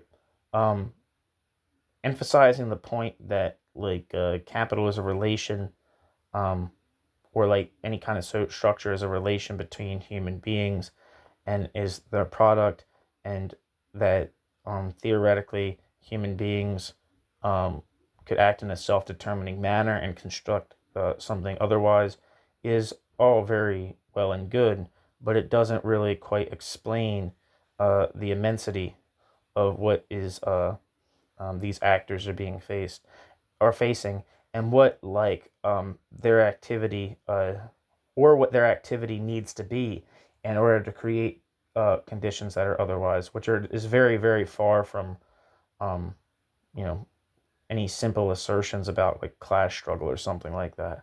Like, what is a post-capitalist society, and what is a capitalist society, and what is a post-capitalist society, and what type of post-capitalist society would be emancipatory and not just another form of domination.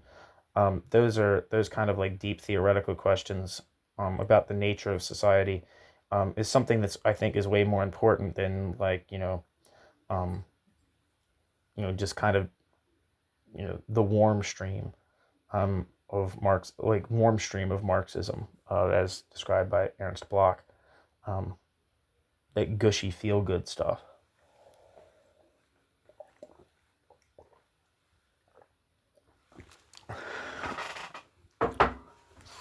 Anyway, it's just a thought for me.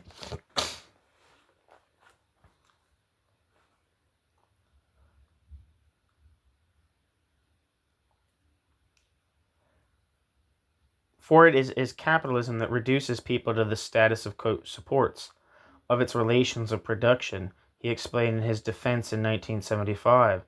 In order to explain capitalism's, quote, terrible practical, quote, reduction of men and women, it is necessary to effect an analogous theoretical reduction. Dispensing with the concept of man for explanatory purposes. Whilst these propositions have something to be said for them, they do not answer the wider objection to Althusser's original theses. For inverting humanism, these equated, quote, lived experiences with the ideological, depicting subjectivity as functional for class subjection, and posited, Spinoza-style, the persistence of mystificatory ideology, an unconscious system of governing individuals after the abolition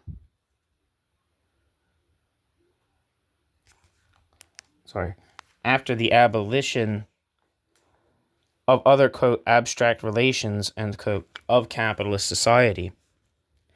For Althusser's apparent insouciance, the dilemma is acute, where within the cohesive, self-reproducing social whole is the principle of its subversion and transformation to be found. What meaning can be given to the project of working-class self-emancipation from capitalism and to the associated producer's self-determination under communism within the machinery of structural causality? If Althusser was proposing that all non-communist human societies are subjects of the kingdom of necessity, end quote, that would be one thing. Although drastically curtailing the claims of modern socialism, such a proposition has some historical plausibility. Footnote. See Spinoza. Quote, men are mistaken in thinking themselves free. Their opinion is made up of consciousness of their own actions and ignorance of the causes by which they are conditioned. Their idea of freedom, therefore, is simply their ignorance of any cause for their actions, end quote. Spinoza. For Spinoza's view in the political treatise that men could never be induced to live by reason alone, see Spinoza, 1951. I don't know what that is. End footnote. For all Althusser's apparent insouciance, the dilemma is acute.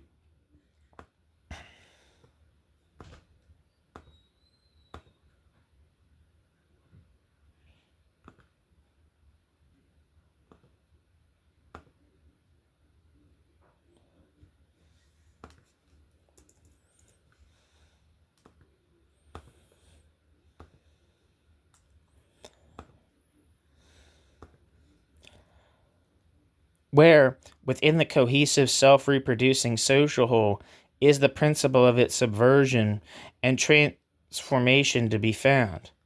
What meaning can be given to the project of working-class self-emancipation from capitalism and to the associated producer self-determination under communism within the machinery of structural causality?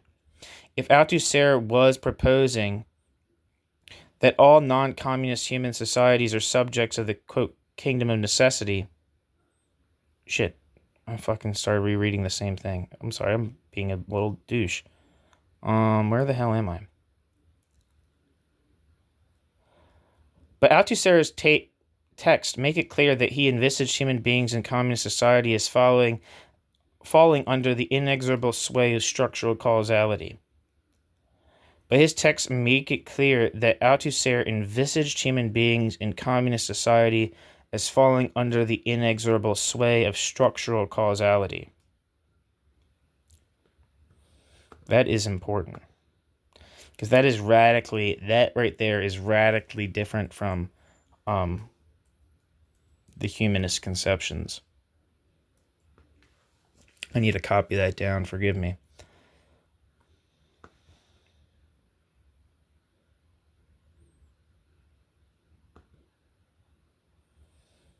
Shit, hold on.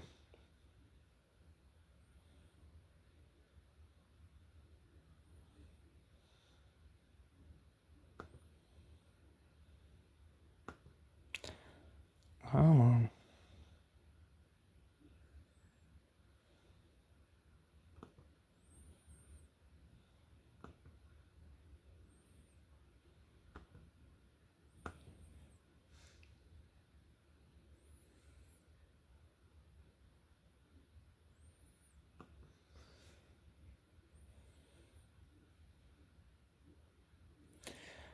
Okay, sorry about that.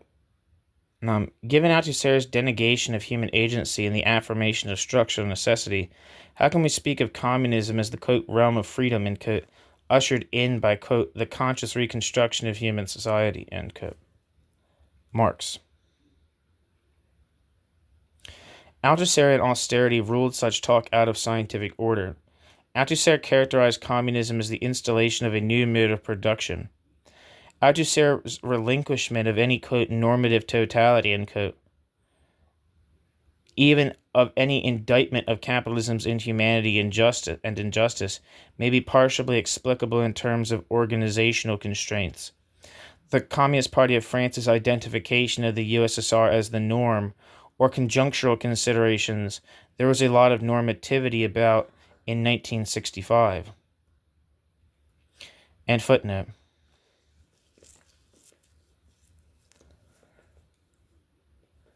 An ex-student of Althusser's, Pierre Victor, relates that on one occasion, quote, I said to him that if people were communists, it was for the sake of happiness. In substance, his reply was, you mustn't say that. It is order to bring about a change. I think this is a typo. It says, I think it's supposed to say, it is in order to bring about a change of mode of production, end quote. Althusser is relayed by Pierre Victor.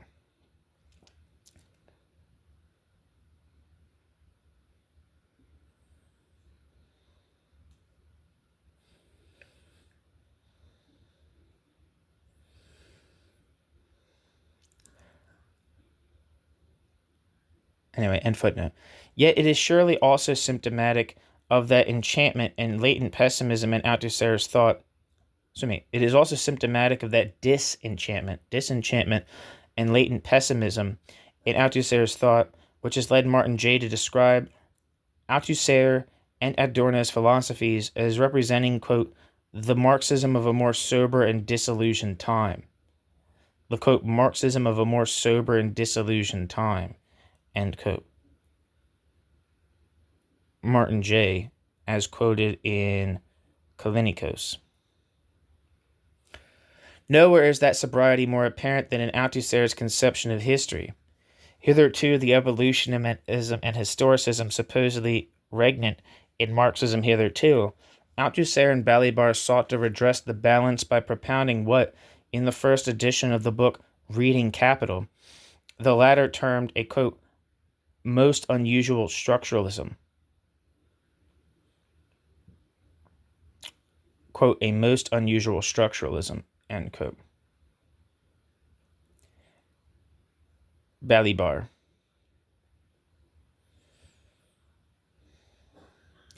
As Dews has noted, the Althusserians campaigned, quote, on two fronts, against the phenomenological assumption that history possesses a distinctive dialectical form of intelligibility, and against the Levi-Straussian assumption that structural intelligibility is not characteristic of history. End quote.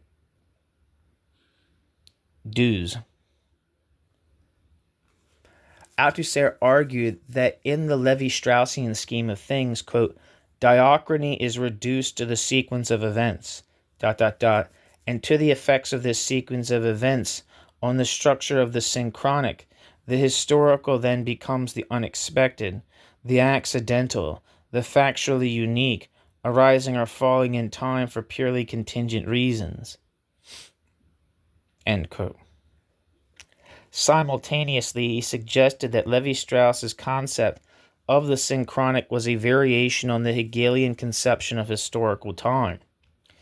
Althusser sought to elaborate a theory which avoided the reductionism of historicism and the contingency of structuralism without slipping into an eclectic interactionism or the, quote, empiricist ideology, unquote, supposedly dominating historiography.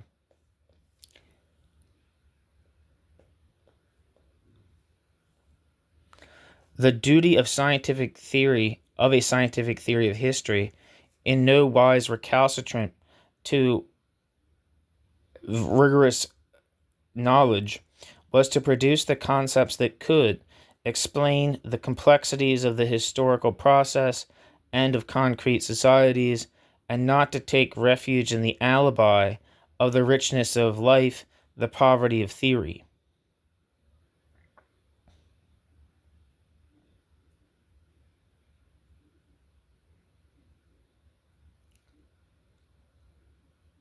Footnote. See Reading Capital, page 117, where Althusser, although noting its salutary aspects, rejects this dichotomy, whose second term had a prosperous career ahead of it. End footnote. Yet Althusser's own propositions meet the structuralists more than halfway, insisting that, for Marx and Marxism, quote, the understanding of contemporary bourgeois and society, far from being obtained from the theory of the genesis of this historical and result, is on the contrary obtained exclusively from the theory of the, quote, body, i.e. of the contemporary structure of society, without its genesis intervening in any way whatsoever, end quote. Althusser, Reading Capital. Perhaps unbeknownst to him on this occasion at least, Althusser possessed irreproachable pedigree for his formulation, which reproduced Marx's sometime conversion of the distinction between the genus and the structure of the capitalist mode of production into the hermetically sealed partition between prehistory and contemporary history. Quote, if we were never structuralist, end quote, Althusser confided in 1974, quote, we can now explain why. We were guilty of an equally powerful and compromising passion. We were Spinozists, end quote. Althusser. Admission of Spinozism does not automatically compel acquittal on the count of structuralism, and it had been apparent some time before Althusser's confession, already anticipated, of course, not only in the book Reading Capital, but in front of the Société Française de Philosophie. In any event, given that it was, quote, equally powerful and compromising, end quote, the consequence of Althusser's affiliation was to undermine his project for a Marxist theory of history. The claim that, quote, there is no history in general, but specific structures of historicity, based in the last resort on the specific structures of the different modes of production, end quote, was simultaneously aimed at Althusser's Marxist antagonists and his unholy structuralist allies. Balibar's attempt to develop it, however, reproduced some of the shortcomings of both. On the one hand, transitional modes of production are teleological constructs, thus restoring an illicit Marxism. On the other, they lead to an infinite regress, therewith repeating the Levi-Straussian, quote, division between a synchronic necessity and an untheorizable contingency, end quote. Dues. As to the non-transitional modes of production, for Balibar, both their, quote, statics and their, quote, dynamics were synchronic. The historicity of structures was denied in the assertion of their structuredness, history salvaged only at the cost of structurality. The total discontinuity between modes of production that resulted was intended as a counterblast to the facile economic evolutionism into which Marx's theory had petrified.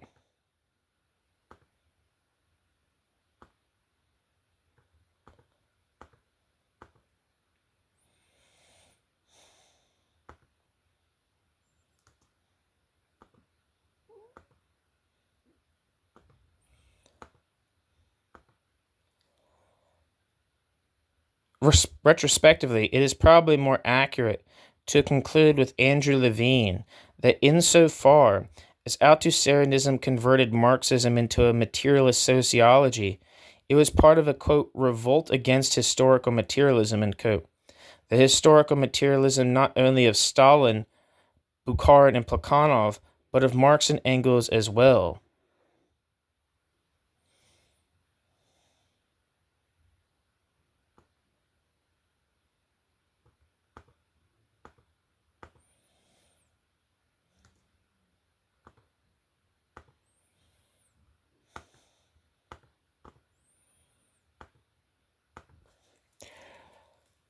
In order to rescue its founders from the distortion they had suffered at the hands of their successors, Althusser and Balibar so amended past bias as to introduce their own, despite their disclaimers fundamentally revising Marx when they professed to be returning to Marx.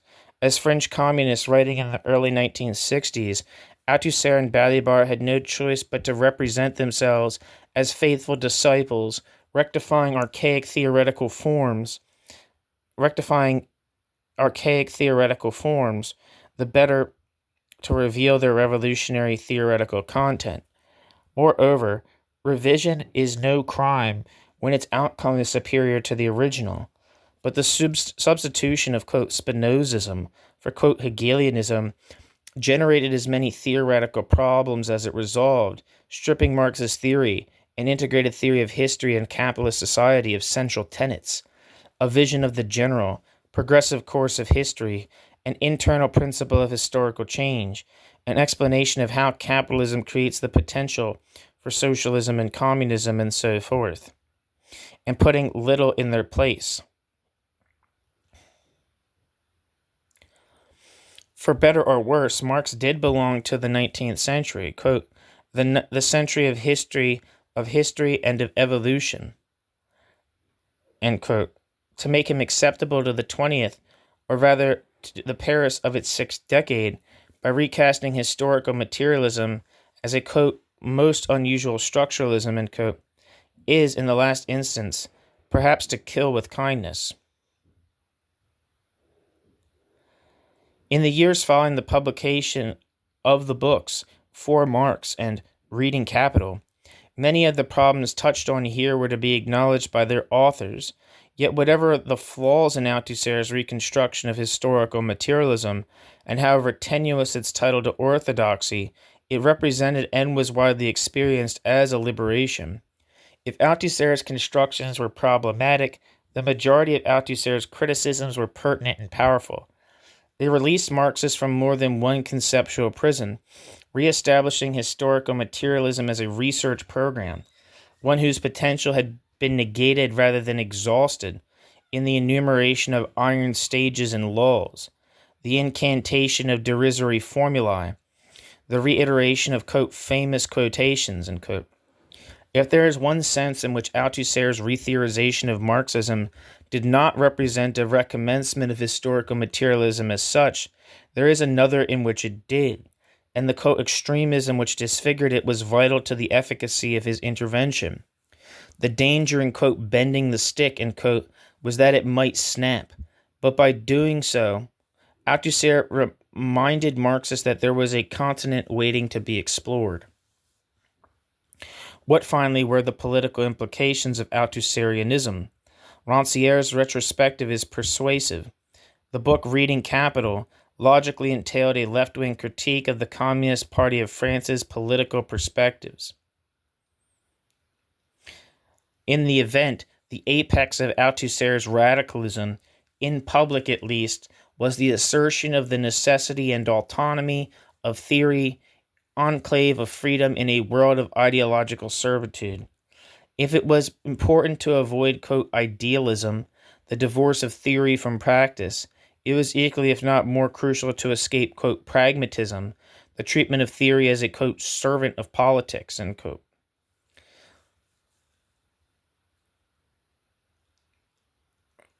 Idealism, the former idealism, was ultimately less noxious than the latter, pragmatism. Thus, quote, at the end of our analysis, we rejoin the cardinal principle with which we began, the distinction between science and ideology. The distinction between science and ideology, end quote. Althusser. In La Leçon de Althusser, I think that's the lessons of Althusser, Rancière suggests that the national political conjuncture after 1962, a quasi-quote absence of history, helps to explain Althusser's theoreticism, what Althusser might have called a, quote, flight forward, end quote, in theory. Subsequently, the time of theory and the time of politics were to meet and miss. And that is the end of Chapter 3 of Althusser, The Detour of Theory by Gregory Elliot. Thank you so much for listening. The next chapter, Chapter 4, is titled The Time of Theory, the Time of Politics. Thank you so much for listening.